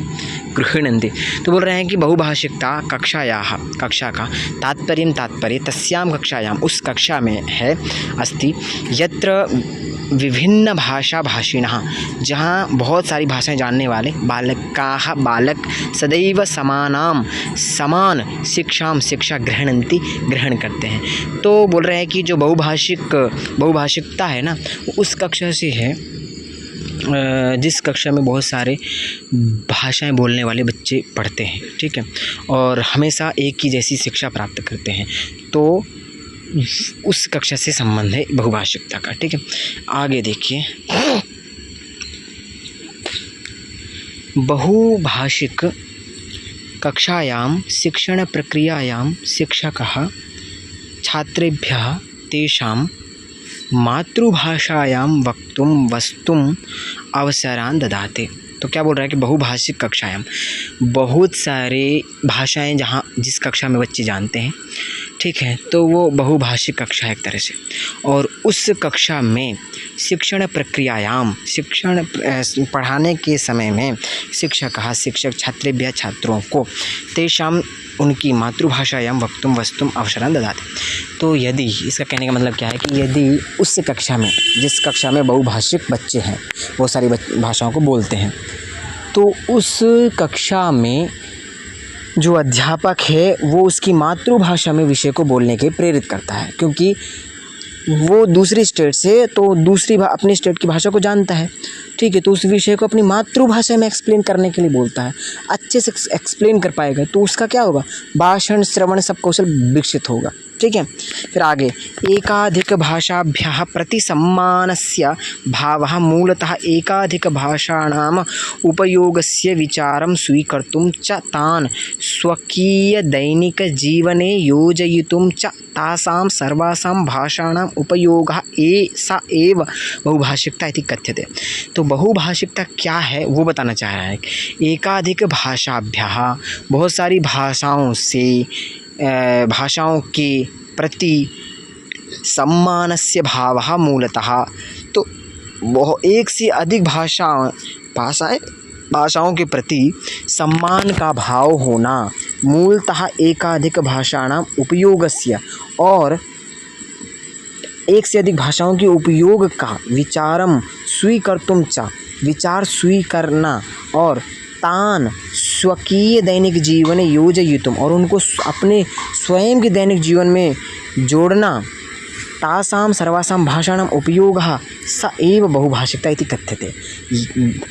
सरल भाषा में बोलूँ तो यदि बहुत सारी भाषाएं हैं उनका सम्मान करना, ठीक है, और एक से अधिक भाषा का उपयोग करने का विचार स्वयं में स्वीकार करना और अपने दैनिक जीवन में उनका प्रयोग करना, ठीक है, वही बहुभाषिकता है।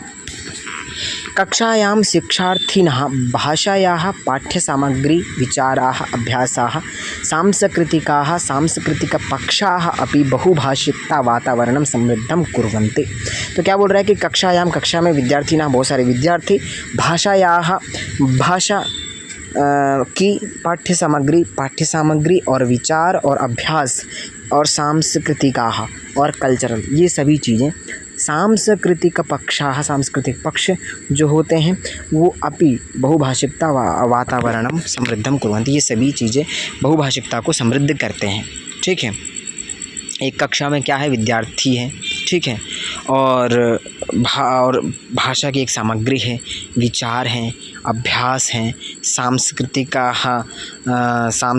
पक्ष हैं, ये जितनी भी चीज़ें, सभी बहुभाषिकता को समृद्ध करते हैं, ठीक है। फिर है मातृभाषातः अथवा गृहस्य भाषातः आरभ्य विद्यालये च अधिकाः भाषाः योजयितुम् अग्रे गमनम्।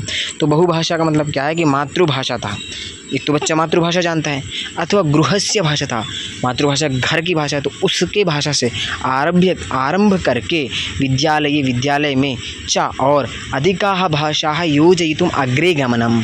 तो मातृभाषा के साथ साथ में विद्यालय में जो भाषाएं प्रयोग की जाती हैं उन सभी भाषाओं को जोड़ते हुए आगे जाना, वही बहुभाषिकता है, ठीक है। ट्रांसलैंग्वेजिंग क्या है, परिभाषा लिखकर। तो थोड़ा सा और देखते हैं इसी के बारे में, इतना तो हमने देख लिया, ऐसे क्लियर हो गया होगा, थोड़ा और देखते हैं ट्रांसलैंग्वेजिंग क्या है, परिभाषा देखते हैं इसकी।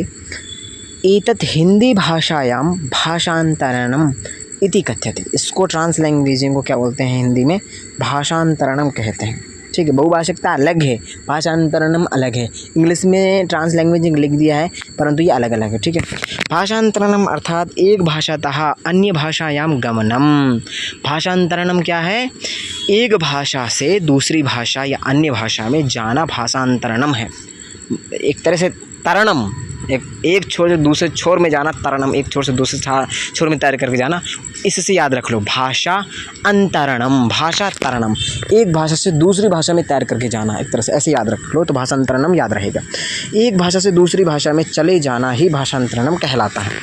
फिर देखो, ट्रांसलैंग्वेजिंग एका शिक्षणशास्त्रीया प्रक्रिया अस्ति यस्याम् एकस्यां क्रियाकलापे इनपुट आउटपुट कृते भिन्ना भाषाः उपयुज्यन्ते। बालकः एकस्यां भाषायां सूचनां गृह्णाति, अन्य भाषाणाम् उपयोगेन च तासां कार्यं करोति।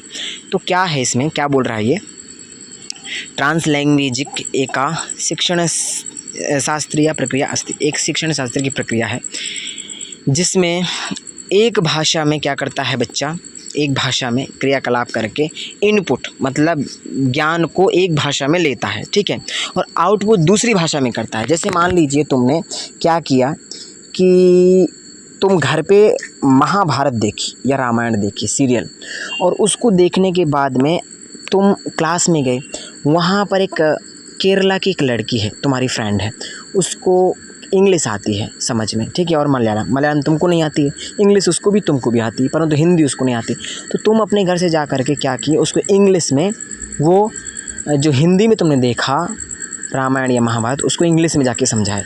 तो क्या किए, तुमने ज्ञान किस में लिया, एक भाषा में लिया, हिंदी में, और आउटपुट किस में किया, इंग्लिश में। तो ये है भाषांतरण, एक भाषा दूसरी भाषा में जाना, ठीक है। बालकः एकस्यां भाषायां सूचनां गृह्णाति, एक भाषा में सूचना को लेता है, और अन्य भाषाणाम् उपयोगेन च तासां कार्यं करोति, और अन्य भाषा में उसको उगल देता है, मतलब उसको बताता है, ठीक है।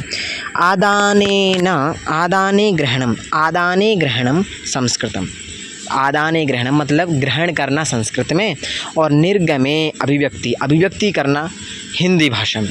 तो ग्रहण करना संस्कृत में, अभिव्यक्ति करना हिंदी में, यानी इनपुट ग्रहण संस्कृत, आउटपुट अभिव्यक्ति हिंदी, ये है, ठीक है। अतः अधिकयोः भाषयोः एषा एका प्रक्रिया रूपेण अपि परिभाषितुं शक्यते, ठीक है। तो ये एक भी परिभाषा दे सकते हैं इसको। यस्यां द्वयोः वा अधिकयोः भाषयोः उपयोगेन अर्थनिर्माणम् अनुभवाधिगमं ज्ञाननिर्माणं ज्ञानस्य ज्ञानार्जनं च समाविष्टम् अस्ति।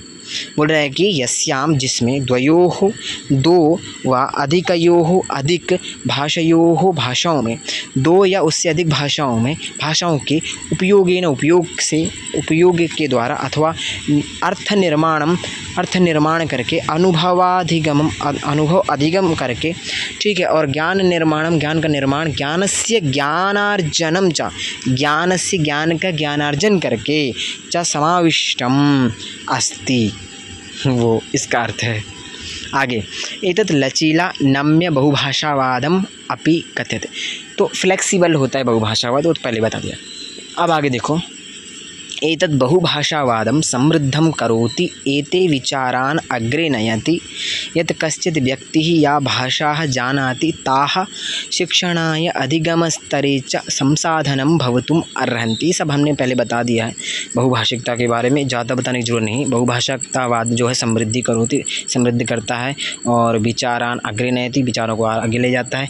यत् कश्चित् व्यक्तिः, जो भी व्यक्ति, या भाषा जानाति, जो भी व्यक्ति भाषा जानता है, ताह वह शिक्षणाय शिक्षण के लिए, अधिगम के स्तर में, च और संसाधनम भवितुम् अर्हन्ति, संसाधन के रूप में हो सकता है। विश्वे द्विभाषिकाः बहुभाषिकाः च समुदायाः ट्रांसलैंग्वेजिंग इत्यस्य उपयोगं सामान्य रूपेण कुर्वन्ति। ये सच बात है।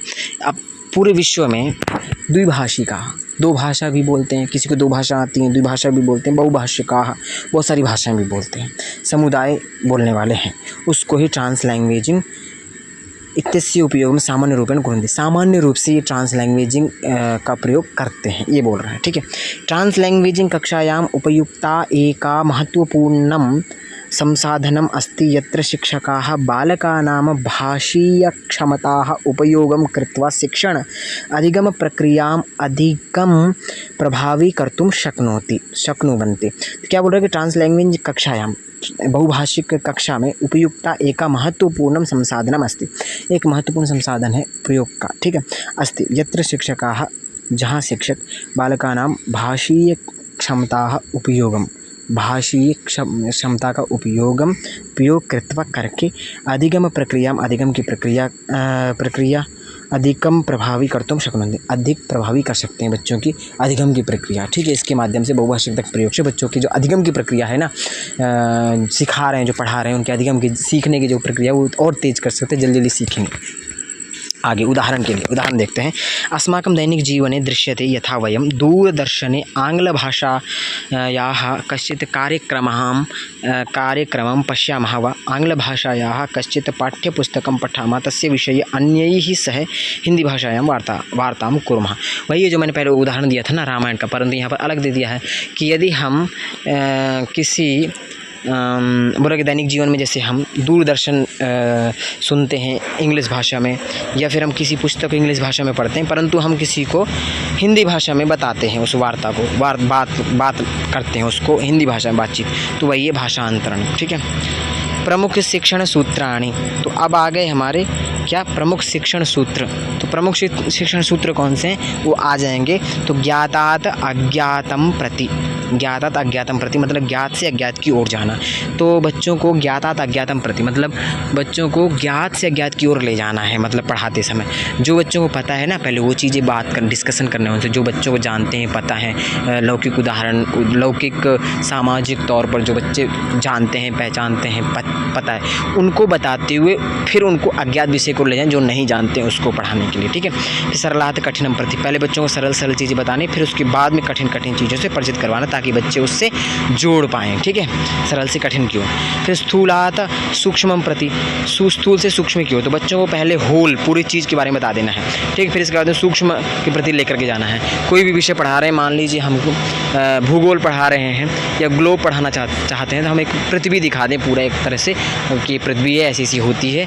फिर इसके बाद धीरे धीरे करके उसको सूक्ष्म की ओर लेकर के जाएंगे। ठीक है। फिर पूर्णाद अंशम प्रति, पहले हम पूरे विषय को, किसी भी विषय को पढ़ाना है तो हम उसको अंश अंश पढ़ाने की बजाय उसको हम पूर्ण रूप से पहले बता दें, इसके बाद में उसके अंश अंश टुकड़े टुकड़े करके छोटे छोटे फिर उसको पढ़ाएंगे। विशिष्टात् सामान्यम प्रति, विशिष्ट से सामान्य की ओर, तो हम विशिष्टा सामान्यम प्रति, पहले हम विशिष्ट चीज़ें, खास चीज़ों के बारे में बताने के बाद फिर सामान्य चीज़ें बताएंगे ताकि बच्चे उसमें रुचि लें। खास चीज़ें, विशिष्ट चीज़ें बताएंगे तो बच्चे रुचि ले पाएंगे ना। फिर सामान्य चीज़ों के बारे में, सामान्य चीज़ें में तो रुचि नहीं ले पाएंगे तो फिर कैसे पढ़ेंगे। ऐसे ही आगमनात् निगमनम प्रति, आगमनात् का मतलब है कि उदाहरण से नियम की ओर, ये विधि है एक आगमन निगमन विधि। तो आगमनात् निगमनम प्रति मतलब आगमन से निगमन की ओर बच्चे को ले जाना चाहिए। पहले उदाहरण के माध्यम से पढ़ाना चाहिए बच्चे को और फिर नियम का निर्माण करें बच्चे। ठीक है। और निगमन में क्या होता है कि पहले नियम बताते हैं फिर उदाहरण के माध्यम से सिखाते हैं उसको। तो यहाँ पर क्या है कि पहले बच्चों को आगमन विधि का पढ़ाना चाहिए, बाद में निगमन विधि को। ऐसे ही विश्लेषणात् संश्लेषणम प्रति, तो पहले किसी विषय का विश्लेषण करना चाहिए फिर उसका संश्लेषण करना चाहिए, उसको जोड़ करके एक संपूर्ण रूप में बताना चाहिए। फिर प्रत्यक्षात् अप्रत्यक्षम प्रति, प्रत्यक्ष से अप्रत्यक्ष की ओर बच्चे को ले जाना। पहले कोई भी विषय पढ़ाना तो पहले उसको प्रत्यक्ष रूप में उसको दिखाना है, फिर उसके अप्रत्यक्ष रूप को बताना है, नहीं तो बच्चा समझ नहीं पाएगा। ठीक है। फिर शिक्षण के सिद्धांत, सूत्र समाप्त हो गए। सिद्धांत, तो क्रियाशीलतायाः सिद्धांतः, क्रियाशीलता का सिद्धांत, तो जो सिद्धांत है तो क्रियाशीलता का सिद्धांत है बच्चे को क्रियाशील बनाना है। ठीक है, सक्रिय बनाना है बच्चे, क्रियाशील बनाना ताकि वो पढ़े और खुद भी सक्रिय बनना है अध्यापक को। प्रोजेक्ट विधि, प्रोजेक्ट मेथड क्या है? प्रोजेक्ट मेथड एक विधि है, मेथड है टीचिंग की, जिसमें बच्चे को एक कार्य दिया जाता है और उसमें बच्चा एक प्रोजेक्ट बना करके लाता है, उसमें खोजबीन करके उसको संग्रह करता है और उसको बनाता है। उसमें ब्रेन स्टॉर्मिंग भी होती है, बहुत सारे तरह के विचार आते हैं, बच्चे को क्रिएटिविटी करता है। इसकी परिभाषा देखते हैं। किलपैट्रिक के शब्दों में प्रोजेक्ट एक उद्देश्यपूर्ण कार्य होता है जो पूर्ण संलग्नता सामाजिक वातावरण में किया जाता है। तो किलपैट्रिक, इसके यदि बोलें जनक कौन है प्रोजेक्ट विधि के, इसको हिंदी में परियोजना विधि भी बोलते हैं, ध्यान रखिए, मोस्ट इम्पोर्टेंट। ठीक है। और इसके जनक कौन है, उत्पादक कौन है, तो किलपैट्रिक हैं। और इनकी परिभाषा है, इनके शब्दों में ये बोल रहे हैं कि प्रोजेक्ट एक उद्देश्यपूर्ण कार्य होता है, एक उद्देश्यपूर्ण कार्य होता है। प्रोजेक्ट जो है एक उद्देश्य के माध्यम से बनाया, तो उद्देश्य को निर्धारित करके बनाया जाता है जो पूर्ण संलग्नता में किया जाता है, पूर्ण संलग्न होकर के किया जाता है, सामाजिक वातावरण में किया जाता है। ठीक, अन्य नाम बोलें तो इसे प्रयोजन विधि या परियोजना विधि भी कहते हैं। ठीक है, परियोजन विधि या प्रयोजन विधि या परियोजना विधि भी कहते हैं। विशेषतः यह विधि एक सामूहिक विधि है, ग्रुप में इस प्रोजेक्ट कार्य किया जाता है, एक लोग नहीं कर सकता, तो सामूहिक विधि है ये। प्रत्यक्ष विधि, डायरेक्ट मेथड, प्रत्यक्ष विधि क्या है, डायरेक्ट मेथड क्या है, तो ये मुख्य सिद्धांत है इसमें। अधिगम सीखने की भाषा और प्रथम सामान्य भाषा समान होती है इसमें। तो प्रत्यक्ष विधि जो है, प्रत्यक्ष विधि में क्या होता है कि हम किसी भी भाषा को यदि हम बच्चों को पढ़ाते हैं सिखाते हैं तो उसी भाषा में उसी को पढ़ाएंगे। ठीक है, हम किसी और भाषा का सहायता नहीं ले सकते हैं, प्रत्यक्ष विधि में ऐसा होता है। डायरेक्ट मेथड में, डायरेक्ट मेथड में किसी भी लैंग्वेज को उसी लैंग्वेज में पढ़ाना है हमको, किसी और में नहीं। ठीक है, तो मुख्य सिद्धांत इसका क्या है कि इसमें अधिगम सीखने की भाषा और प्रथम सामान्य भाषा समान होती है। जो हम सीख रहे हैं भाषा, वो भाषा तो ठीक ही है, और प्रथम भाषा भी वही होगी, और सीखने की सामान्य भाषा भी वही होगी, सीखने की भाषा भी वही होगी, और प्रथम सामान्य भाषा भी वही होगी, एक ही भाषा होगी, वही होगी, किसी और भाषा की सहायता नहीं लेते। मुख्य सिद्धांत हो गए। उदाहरण जैसे कि हिंदी भाषा अधिगम की भाषा हिंदी ही होगी।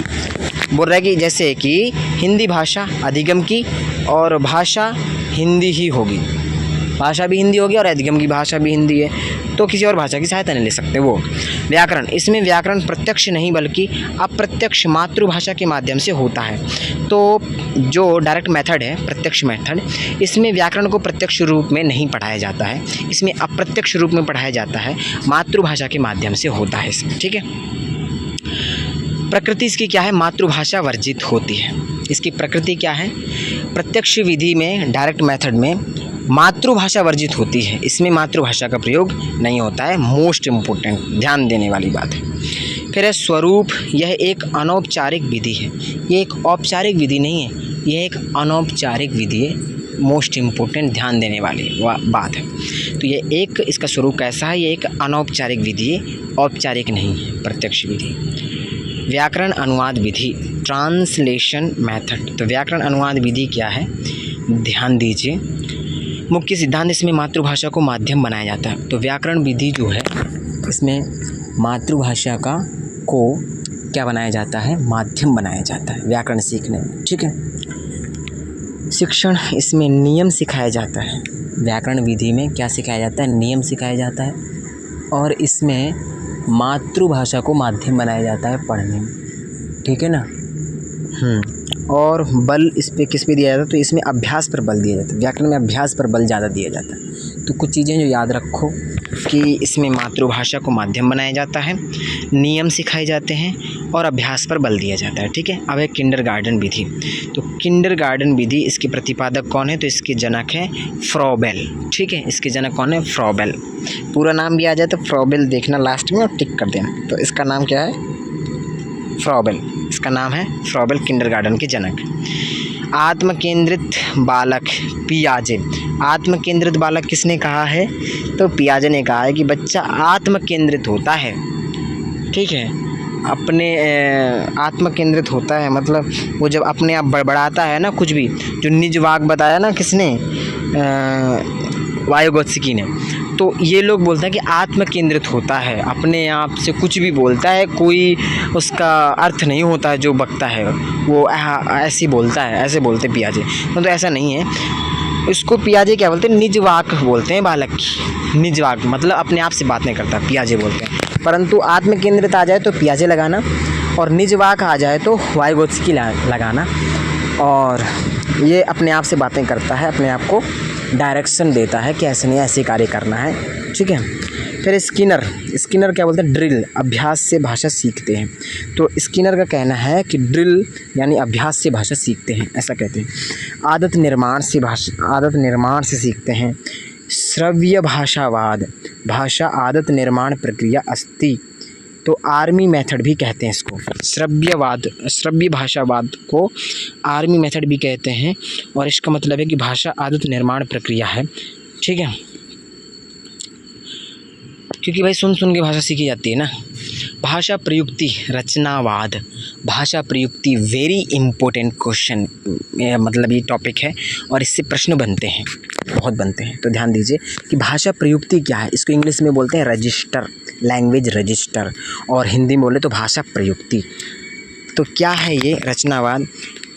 भाषा प्रयुक्ति कस्मिन् स्थितौ केन सह केन उद्देश्येन कीदृशी भाषा वक्तव्या वा लेखनीया।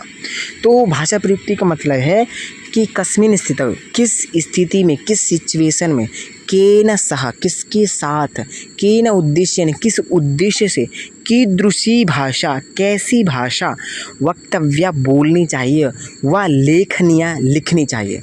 तो बोल रहा है कि किस स्थिति में, किस जगह में, कहाँ पर कैसी भाषा बोलनी चाहिए या कैसी भाषा लिखनी चाहिए। किसको पत्र भेज रहे हैं, यदि हम किसी अध्यापक से बात कर रहे हैं तो उस लहजे में बोलेंगे, माता पिता से बोल रहे हैं तो वो हमारी भाषा की टोन अलग होगी, भाई से बोल रहे हैं टोन अलग होगी, अपने फ्रेंड से बोल रहे हैं टोन अलग होगी। तो भाषा का प्रयोग अलग अलग जगह पे अलग अलग तरीके से करना ही भाषा प्रयोग प्रयुक्ति है, यानी लैंग्वेज रजिस्टर है। और अलग अलग लोगों को, जैसे मान लो तुम व्हाट्सएप पर मैसेज किसी को भेज रहे हो, ठीक है, तो वो तुम्हारा लिखने का भाषा अलग होगा, परंतु वही तुम अपने टीचर को भेज रहे हो अलग होगा। यदि किसी को पत्र लिख रहे हो अपने दोस्त को, फ्रेंड को, किसी को, तो वो अलग होगा। टीचर को भेज रहे हो अलग होगा। तो लिखने में, बोलने में, इनमें किस सिचुएशन में, किस स्थिति में, कहाँ पर किससे कैसे बात करना है, किस भाषा का, किस टोन का, किस लहजे का प्रयोग करना है, वही भाषा प्रयुक्ति, वही लैंग्वेज रजिस्टर है। ओके, बहुत बता दी मैंने, बहुत काफ़ी है, इतना समझ गए होंगे वही, क्योंकि ऐसे समझाने से बहुत बेनिफिट होगा तुमको, क्योंकि ऐसे जैसे मैंने बोला ना, ऐसी ही लाइन में आ जाएगा, सेम टू सेम कोई उदाहरण दे देगा। ठीक है, कि मान लीजिए कि एक छात्र ने अपनी माता से एक अलग लहजे में बात किया, अपने दोस्त से एक अलग लहजे में बात किया, गाली देकर बात किया, माता से सम्मानपूर्वक बात किया, अध्यापक से और भी सम्मानपूर्वक बात किया, और ग्राउंड में एक अलग तरीके से बात किया। बताओ ये कौन सा भाषा प्रयोग है? प्रयुक्ति, रजिस्टर हो जाएगा। तो ऐसे उदाहरण दे देगा, तो इसलिए समझाना ज़रूरी है। ठीक है, फिर आता है वयम सर्वे भाषाम जानीमः, हम सभी लोग भाषा जानते हैं, किंतु सर्वत्र एक रूपेण न वदामः, परंतु हम सभी जगह एक जैसी भाषा नहीं बोलते। हम हिंदी भाषा जानते हैं, ठीक है, परंतु हम भाषा को एक जैसे सभी जगह बोलते हैं क्या? एक ही लहजे में, एक ही टोन में नहीं बोलते हैं। माता से अलग तरह से बोलते हैं, माता से अलग तरह से बोलते हैं, मित्र से अलग तरह से बोलते हैं, अपने मित्र से, फ्रेंड से अलग तरह से बोलते हैं। ठीक है, अध्यापक से अलग तरह से बोलते हैं, बिल्कुल बोलते हैं भाई, अध्यापक से अलग तरह से बोलते हैं, साक्षात्कार में अलग तरह से बोलते हैं, इंटरव्यू में अलग तरह से बोलते हैं। ये सब भाषा प्रयुक्ति है। अलग अलग से बोलना, अलग तरह से बोलना, अलग अलग लोगों से, अलग अलग सिचुएशन में, ये सब भाषा प्रयुक्ति है। विभिन्न संदर्भों में भाषा प्रयोग में भिन्नता होती है, उसी को भाषा रजिस्टर बोलते हैं। श्रवण प्रक्रिया, अधोमुखी श्रवण प्रक्रिया, top down approach.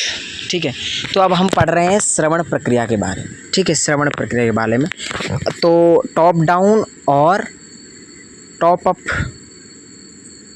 Top down और एक और है, क्या नाम है उसका,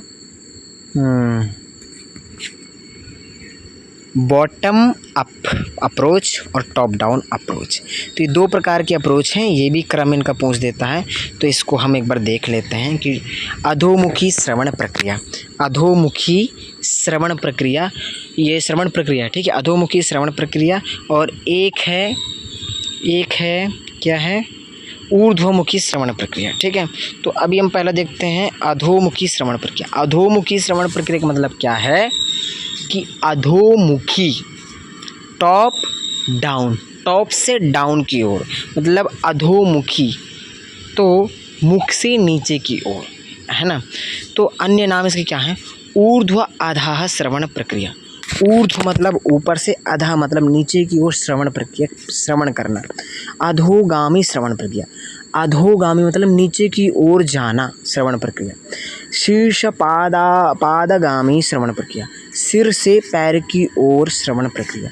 शीर्ष अधोमुखी प्रक्रिया, सिर से अधोमुखी मतलब नीचे मुंह है ना, सिर से नीचे की ओर प्रक्रिया। या ऊर्ध्व तल श्रवण प्रक्रिया, ऊर्ध्व से तल की ओर श्रवण प्रक्रिया। शीर्ष पादाभिमुख, सिर से पाद की ओर श्रवण प्रक्रिया। तो ये सभी इसके अलग अलग नाम हैं, इनको याद रखना है। ठीक है, टॉप डाउन अप्रोच के, यानी अधोमुखी श्रवण प्रक्रिया के। ठीक है, उपरिष्टात् अधः आगच्छति, उपरिष्टात् अधः आगच्छति। जो टॉप डाउन प्रक्रिया है ना, श्रवण प्रक्रिया, ये ऊपर से नीचे की ओर आती है। ठीक है, तो उपरिष्टात् अधः आगच्छति, जैसे कि अनुच्छेद, फिर वाक्य, फिर पद, फिर शब्द, फिर वर्ण, फिर ध्वनि। तो इसमें क्या होता है, टॉप डाउन में टॉप से नीचे की ओर आते हैं, डाउन की ओर। तो टॉप में पहले अनुच्छेद, एक अनुच्छेद को सुनते हैं या लिखते हैं, फिर वाक्य को सुनते हैं या लिखते हैं, फिर पद को सुनते हैं या लिखते हैं, फिर शब्द को, फिर वर्ण को, फिर ध्वनि को। ठीक है, तो ऐसे चलता है ये। ठीक है, अनुच्छेद वाक्य पद शब्द वर्ण ध्वनि इस प्रकार से चलता है, टॉप डाउन। ठीक है, भाषा समग्र रूपेण पश्यति, भाषा समग्र रूपेण पश्यति, इसमें समग्र रूप से भाषा को देखा जाता है, क्योंकि वो भाई भाषा में माहिर हो चुका है। अनुच्छेद से शुरू कर रहा है मान लो, तो वो समग्र रूप से देखेगा भाषा को। ठीक है, क्योंकि वो अनुच्छेद को जानता है तो नीचे वाले को तो अच्छे से जानता है, तो समग्र रूप से देखेगा। की पॉइंट्स क्या है इसके? अर्थ केंद्रीकरणम, इसमें अर्थ केंद्रीकरणम, क्योंकि वो अनुच्छेद से स्टार्ट कर रहा है, मतलब वो हायर लेवल वाले के लिए, जो बड़ी क्लासों में पढ़ रहा है, मान लो कि 12th में या ग्रेजुएशन में, तो उनके लिए है ये इम्पोर्टेंट। ठीक है, तो वो लोग क्या है, अर्थ केंद्रीकरण, तो वो अर्थ जानते हैं, तो वो अर्थ के माध्यम से उसको नीचे की ओर जाएंगे। ठीक है, पढ़ते हुए, तो अर्थ केंद्रीकरण है ये। फिर अनुमान लगाना, अनुच्छेद पढ़ेगा, कुछ भी पढ़ेगा तो अनुमान लगाएगा ना, तो अनुमान लगाते हुए, तो अनुमान लगाना होता है, इसमें कल्पना करना होता है, आलोचनात्मक चिंतन करना होता है, इसमें सारांशीकरण, निष्कर्ष निकालना होता है। तो ये सभी इसके की पॉइंट्स हैं, इनके माध्यम से हम इसको जान सकते हैं। ठीक है, ऊपरी बिंदु भाग, मुख्यार्थ ग्रहणम, अमूर्त चिंतनम, सूक्ष्म चिंतनम, संक्षिप्तीकरणम, सारांश प्रतिपुष्टि प्रदानम, विवरणम प्रदानम और मुख्य विचार अन्वेषणम। तो ये सब क्या है भाई, उसी के अपर नाम है, जो यहाँ दिए हैं वही यहाँ भी दिए हैं। ऊपरी बिंदु, ऊपर के सब बिंदु हैं, इनके माध्यम से तुम पहचान कर सकते हो टॉप डाउन की। अब है तुम्हारा बॉटम अप अप्रोच। ठीक है, तो ऊर्ध्वमुखी श्रवण प्रक्रिया अब है तुम्हारा, ऊर्ध्वमुखी श्रवण प्रक्रिया, बॉटम अप अप्रोच। ठीक है, तो इसके अपर नाम देख लो, ऊर्ध्वमुखी मतलब ऊपर की ओर, नीचे से ऊपर की ओर। ठीक है, तो इसके अपर नाम क्या है, ऊर्ध्वगामी श्रवण प्रक्रिया, पहला नाम। दूसरा आधा ऊर्ध्वमुखी, नीचे से ऊपर की ओर, आधा ऊर्ध्वगामी, नीचे से ऊपर की ओर जाना। पाद शीर्षाभिमुखम, पैर से सिर की ओर मुख मतलब जाना। पाद शीर्षागामी, पैरों से सिर की ओर जाना। तल ऊर्ध्वगामी, तो तल धरती से ऊपर की ओर जाना। तल ऊर्ध्वमुखी, नीचे से ऊपर की ओर मुख। ये सभी अपर नाम है, इनको ध्यान दीजिए। भाग 3 महत्वपूर्ण सिद्धांत। तो अधस्तात ऊपरी गच्छति, नीचे से ऊपर की ओर जाता, इसमें नीचे से ऊपर की ओर जाता है, मतलब इसमें ध्वनि से स्टार्ट होगा, उसमें अनुच्छेद से था। ठीक है, सरलात कठिनम प्रति, तो इसमें क्या होता है, सरल से कठिन की ओर जाता है उसमें, परंतु कठिनात सरलम होता है, ये भी ध्यान देना। ज्ञातात अज्ञातम प्रति इसमें होगा। ठीक है, उसमें अज्ञातात ज्ञातम प्रति ऐसा तो नहीं बोल सकते, उसमें जानता है ना वो, परंतु यहाँ पे सरलात कठिनम प्रति, सरल से कठिन की ओर। ध्वनि वर्ण शब्द पद वाक्य अनुच्छेद ऐसे आएगा इसमें। ठीक है, तो इसमें क्या है, नीचे से ऊपर की ओर जा रहा है, इसलिए ध्वनि वर्ण शब्द पद वाक्य अनुच्छेद इस प्रकार से जाएगा ये। ठीक है, आगे की पॉइंट्स देख लो इसके। श्रुतलेख, इसको क्या बोलते हैं, श्रुतलेख। बहुविकल्पीय प्रश्न। ठीक है, क्लोज टेस्ट अवशिष्ट शब्दानां नियोजनम। ठीक है, और भूमिका निर्वहन रोल प्ले, ये सब है। रचनावाद। ठीक है, कृत्वा शिक्षणम। रचनावाद मतलब क्या है, रचनावाद के बारे में देखते हैं थोड़ा सा, इससे भी प्रश्न बनते हैं। तो कृत्वा शिक्षणम, कृत्वा मतलब करके सीखना। ठीक है, कृत्वा शिक्षणम। एकः सिद्धांत रूपेण रचनावादः एतस्मिन् आश्रितः अस्ति यत् सार्थकं शिक्षणं तदा भवति यदा शिक्षार्थी सक्रिय रूपेण ज्ञानं निर्माति। मतलब कि एक सार्थक शिक्षण वह होता है जिसमें विद्यार्थी सक्रिय रूप से ज्ञान का निर्माण करता है। रचनावाद का मतलब कहना है कि सक्रिय रूप से छात्र निर्माण करे ज्ञान का, खुद से भी करे, अन्वेषण करके करे। ठीक है, और चिंतन करके करे, ब्रेनस्टॉर्मिंग करके करे। ठीक है, तो वो है क्या, रचनावाद। एषः सिद्धांतः शिक्षार्थी केंद्रित शिक्षणे बलम ददाति। और यह सिद्धांत जो है रचनावाद, ये किस पर बल देता है, तो शिक्षार्थी केंद्रित मतलब स्टूडेंट सेंटर्ड है। ठीक है, इस पर बल देता है, शिक्षार्थी केंद्र पर। ठीक है, और एषः अन्वेषणं प्रयोगम सहयोगम तथा आलोचनात्मकम चिंतनम प्रोत्साहयति।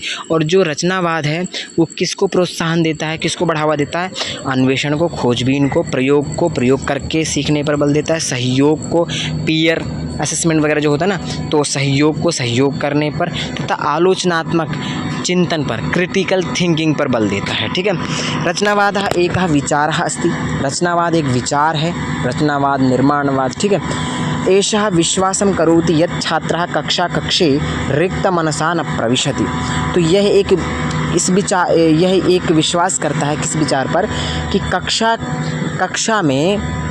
कक्ष में जो रिक्त मनसा न प्रविशति, कक्षे मतलब कक्षा में जो बच्चा है वो रिक्त मन से नहीं प्रविष्ट करता, उसको पता है, कुछ ना कुछ पता है, ठीक है।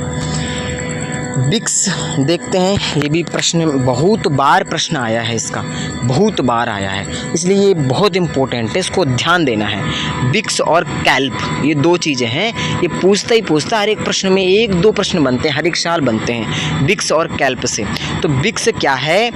बेसिक लैंग्वेज, एक तरह से याद रखना है, बेसिक लैंग्वेज। और कैल्प से क्या है? कार्यालय वाली लैंग्वेज, ऐसे याद रखना है। बिक्स से बेसिक लैंग्वेज याद रखना है और कैल्प से कार्यालय वाली लैंग्वेज। मतलब बिक्स से मतलब अंतः वैयक्तिक संप्रेषणात्मक कौशलम, इसको हिंदी में क्या बोलेंगे? अंतः वैयक्तिक संप्रेषणात्मक कौशलम। संवादी क्षमता, संवादात्मक भाषा क्षमता। बिक्स मतलब है सामान्य तौर पर बेसिक लैंग्वेज है ये, ठीक है। हम कहीं भी बोलते हैं जो वो है, मतलब ये अनौपचारिक है, मतलब घर में, समाज में, परिवार में, ग्राउंड में, खेल के मैदान में, कहीं भी अपने मित्रों से जो भाषा मतलब बात करते हैं जिस भाषा में, वो बिक्स है। और कैल्प मतलब जो हम कार्यालय में औपचारिक रूप से बात करते हैं, जैसे कि हम साक्षात्कार में बात करेंगे, तो क्या हम जो सामान्य तौर पर बात करते हैं घर में कहीं भी, क्या हम साक्षात्कार में वैसी भाषा बोलेंगे? नहीं, उसमें एक क्या होगा? उतार चढ़ाव होगा भाषा का, श्रव्य भाषा होगी, ठीक है। टीचर से बात करेंगे उसमें श्रव्य भाषा होगी, तो औपचारिक नहीं है, वो बनावटी भाषा बना करके हम बोल रहे हैं, ठीक है, सामान्य तौर पर नहीं, इसलिए उसको कैल्प बोलते हैं, ठीक है। दोनों के बीच में अंतर पता चला। अब आगे पढ़ते हैं। संवादी क्षमता, इसमें संवाद की भाषा आई है, हम सामान्य तौर पर बोलचाल में बोलते हैं, वो है संवादात्मक भाषा क्षमता। इसमें संवादात्मक भाषा क्षमता है ये, ठीक है, हम संवाद करते हैं, बोलचाल। मूलभूत पारस्परिक संचार कौशल है, तो ये एक मूलभूत पारस्परिक संचार कौशल है, मतलब मूलभूत भाषा है ये, परस्पर में हम एक दूसरे से बात करते हैं, ठीक है, चर्चा करते हैं, वो संचार की भाषा है, एक दूसरे से अपनी भाषा, अभिव्यक्ति की भाषा है, ठीक है। संवादात्मकम, सामाजिकम, ये संवाद की भाषा है। सामाजिकम, समाज में बोलने की भाषा है, समाज में रहते हैं जब तो संवाद करते हैं, उसकी भाषा है। दैनंदिन प्रयोगस्य नित्य वार्तालापस्य भाषा बिक्स इति कथ्यते। हो रहा है कि दैनंदिन में, प्रतिदिन में हम प्रयोग करते हैं ना जो भाषा, नित्य प्रति वार्तालाप करते हैं ना, उसकी भाषा है ये बिक्स, ठीक है। तो बिक्स उसको कहते हैं। कथ्यते अनौपचारिक मूर्त, ये अनौपचारिक भाषा है और मूर्त भाषा है, मूर्त भाषा बोलेंगे इसको, ठीक है, याद रखना। मूर्त मतलब जो दिखता है हमको, तो ये भाषा सामान्य रूप से है तो वो दिखती है, परंतु वो अनौपचारिक है, उसमें हमें सामान्यता नहीं दिखती, उसमें मूलता नहीं दिखती है बिक्स कैल्प में, ठीक है। हम जैसा हमारा स्वभाव है, जैसे हम बोलते हैं, वो स्वाभाविकता नहीं दिख रहा है वहाँ पर, इसलिए वो अमूर्त है, ठीक है।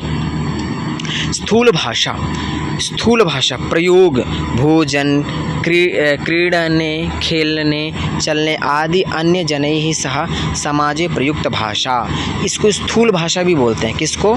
बिक्स को। तो यह भोजन के समय में बात करते हैं, क्रीड़ांगने, खेलने के मैदान में, चलते समय, आदि अन्य जनों के साथ में समाजे प्रयुक्ता भाषा, समाज में प्रयुक्त भाषा बिक्स भाषा। अत्र अधुनैव होगा, डबल मात्रा होंगी, अधुनैव तात्कालिक रूपेण प्रयुक्ता भाषा बिक्स इति कथ्यते। अभी जो मैं पढ़ा रहा हूँ ना, बताओ क्या ऑफिशियल भाषा है? ज़्यादा उतनी ढंग की भाषा नहीं है, ऐसी मैं प्रयोग कर रहा हूँ, ठीक है। अरे भैया कहाँ जाते हो भैया, क्या करते हो भैया, मतलब ऐसे स्वाभाविक रूप से हम यदि किसी से बात कर रहे हैं, ठीक है, तो वो सामान्य रूप से, तो वो हमारी बिक्स हो जाएगी, ठीक है। परंतु अरे भाई साहब आप कहाँ जा रहे हैं, प्लीज़ थोड़ा आप आएंगे यहाँ पर, हमको थोड़ा आपसे सहायता चाहिए, तो कितने नॉर्मल, कितने मतलब सामान्य नहीं, विशिष्ट तौर से हम बोल रहे हैं उसको, है ना, तो वो एक तरह से वैसी कैल्प की भाषा हो जाएगी, है ना, स्वाभाविक नहीं होगी। तो भाषायाः अद्यतन स्थितिम करोति, भाषा स्थिति अद्यतनम स्थितिम करोति, तो भाषा जो है स्थिति को बताती है। अब आगे कैल्प, तुम्हारा पहले क्या था, तुम्हारा बिक्स था, तो बिक्स से बेसिक लैंग्वेज याद रखना, कैल्प से कार्यालय वाली लैंग्वेज याद रखना, ठीक है। संज्ञानात्मक भाषा दक्षता, इसकी फुल फॉर्म क्या है संस्कृत में? संज्ञानात्मक भाषा दक्षता, हिंदी में इसको अकादमिक भाषा बोलते हैं, मतलब कार्यालय की भाषा बोलते हैं, अकादमिक भाषा बोलते हैं, ठीक है। मतलब शैक्षिक भाषा बोलें, अकादमिक भाषा बोलें, एकेडमिक की भाषा बोलें, वो बोलते हैं। संज्ञानात्मक व शैक्षिक भाषा प्राप्तौ प्रवीणता कैल्प, ठीक है। तो क्या बोल रहा है कि संज्ञानात्मक व शैक्षणिक भाषा प्राप्त हो प्रवीणता कैल्प। तो कैल्प क्या है कि संज्ञानात्मक मतलब बौद्धिक मानसिक व शैक्षिक भाषा प्राप्त हो प्रवीणता। यदि तुम संज्ञानात्मक या शैक्षिक भाषा में प्रवीणता प्राप्त कर लो वही कैल्प है। तो कक्षायाम प्रयुक्ता व शैक्षणिक भाषायाम केंद्रीय क्रियते। तो कक्षा में प्रयुक्त होने वाली भाषा या शैक्षणिक भाषा में भाषा पर ये केंद्रित रहती है ये कैल्प भाषा, ठीक है। वही सब जो मैंने पहले बता दिया वही है और कुछ नहीं है। औपचारिक शिक्षण, इसमें औपचारिक शिक्षण बोलते हैं इसको, क्योंकि इसमें औपचारिक शिक्षण होता है। इसमें स्वाभाविक नहीं होता, अनौपचारिक नहीं, औपचारिक होता है, ठीक है। सारांशीकरण होता है इसमें, निष्कर्ष, अनुमान, शोध पत्र, लेखन, अमूर्त, सूक्ष्म विचार, जटिल विचार, ये सब चीज़ें कैल्प के अंतर्गत आती हैं। इनको थोड़ा ध्यान दीजिए, ठीक है। तो ये तुम्हारा आज हम फाइनली संस्कृत पेडागोजी को ख़त्म कर ले, ठीक है। अधिकाधिक तुम्हारे मुझे लग रहा है 70-80% तो तुम्हारा संस्कृत का हो गया पेडागोजी का लगभग। क्योंकि इसलिए बोल रहे हैं क्योंकि कुछ चीज़ें होंगी जो छोटी होंगी तुम्हारी हिंदी में कवर हो जाएंगी, ठीक है। तो थोड़ा मोड़ा जैसे तुम्हारा इसमें क्या है संधि, समास, कारक, विभक्ति वगैरह वो थोड़ा मोड़ा होंगे तो हम उसमें कवर कर लेंगे, परंतु वो उतना पूछता नहीं है। तो इसलिए मैं इसमें नहीं लाया हूँ, क्योंकि उसको उतनी ज़रूरत भी नहीं है सीटेट में, क्योंकि उसमें 2-3-4 क्वेश्चन पूछेगा ज़्यादा से ज़्यादा। तो वो तुम्हारे PYQ लाऊंगा ना उसी में हो जाएंगे। तो मान लीजिए तुम्हारा सिलेबस संस्कृत पेडागोजी को तो कंप्लीट हो गया, ठीक है। अब हम मिलेंगे तुमको किस में, हिंदी पेडागोजी में। हिंदी पेडागोजी की शायद मैं 2 वीडियो लाऊंगा, ठीक है। उसके बाद फिर हम चलेंगे कहाँ, फिर हम चलेंगे SST की तरफ। जो मैंने इम्पोर्टेंट नोट्स बना के रखे हैं ना वो लाऊंगा। वो पूरे पढ़ाने के बाद में फिर हम चलेंगे किसके लिए, फिर हम देखेंगे यदि कोई हमारे टॉपिक रह गए हैं ना, हिंदी, संस्कृत, CDP, इन तीनों में से यदि कोई रह गए हैं ना, इम्पोर्टेंट टॉपिक कोई रह गए, उनको डिस्कशन कर लेंगे एक वीडियो में। और फिर इसके बाद में हम डेली एक PYQ और SST की जो मूल पुस्तक है ना उसको लेकर के चलेंगे। 1-2 पार्ट डेली लाएंगे और PYQ लगाएंगे, ठीक है। क्योंकि हम हिंदी, संस्कृत, CDP और SST की मुख्य नोट्स ये सब कर लेंगे ना तो हमको फेल होने का डर नहीं रहेगा, ठीक है। हम 100 पार करके हम लाने के लिए सक्षम हो जाएंगे। उसके बाद में हम और नंबर बढ़ाने के लिए SST की मूल पुस्तकों को भी देखेंगे, ठीक है, देखते हुए चलेंगे। तो मैं पहले इतना सब कुछ करवा दे रहा हूँ ताकि तुम पेपर के लिए कॉन्फिडेंटली हो करके तुम पूरे पक्के हो जाओ, तैयार हो जाओ, ठीक है। इसलिए मैं पहले ये सब करवा दूँ, क्योंकि SST की मूल पुस्तकों को मैं पढ़ाने बैठ जाऊँगा ना तो सच में तुम्हारा टाइम बहुत कम है, 1 महीने का टाइम है, पूरा नहीं हो पाएगा। और जो इम्पोर्टेंट चीज़ें तुमको देने हैं, नोट्स देने, वो भी नहीं ले पाओगे तो फिर फ़ायदा नहीं होगा तुम्हारा, ठीक है। और तुम पास नहीं कर पाओगे तो क्या फ़ायदा है। सीटेट को क्वालिफाइड है, तुमको क्या बोलते हैं OBC वाले, SC ST वाले 82 और जनरल वाले 90 ला करके पास कर लो, ठीक है। परंतु फिर भी मैं बोलता हूँ 100 से नीचे लाना सही नहीं है, 100 से ऊपर ही लाओ, अच्छी बात है, बहुत अच्छा है, तुमको भी सुकून मिलेगा, मेरे को भी मिलेगा, ठीक है। इसलिए इससे ऊपर ही लाओ। तो ठीक है, बहुत लंबी वीडियो हो गई है, हम यहीं पर इसको रोकते हैं। तब तक के लिए बने रहें, अच्छे से पढ़ें, 1-2 बार और देख लें इसको, ठीक है। और अपने कॉन्सेप्ट क्लियर करते हुए पढ़ें ताकि तुमको दोबारा से रिवीजन नहीं करना पड़ेगा। सिर्फ तुम मॉक टेस्ट और PYQ लगाओगे, उसी में तुम्हारा क्लियर होता चला जाएगा, ठीक है। तो फिर से वही कि नए हो तो चैनल को सब्सक्राइब कीजिए, पुराने हो तो लाइक कीजिए वीडियो को और शेयर कीजिए और कमेंट कीजिए, ठीक है। अपने दोस्तों को भेजिए ताकि वो भी पढ़ें, अच्छे से पास हों। और पढ़ते रहिए तुम भी, ठीक है। मॉक टेस्ट, PYQ सब कुछ लगाते रहिए, डटे रहिए और अच्छे से पास कीजिए। शुभकामनाओं के साथ में हम यहीं पे रोकते हैं, मिलते हैं फिर हिंदी पेडागोजी में। तब तक के लिए धन्यवाद, बाय बाय।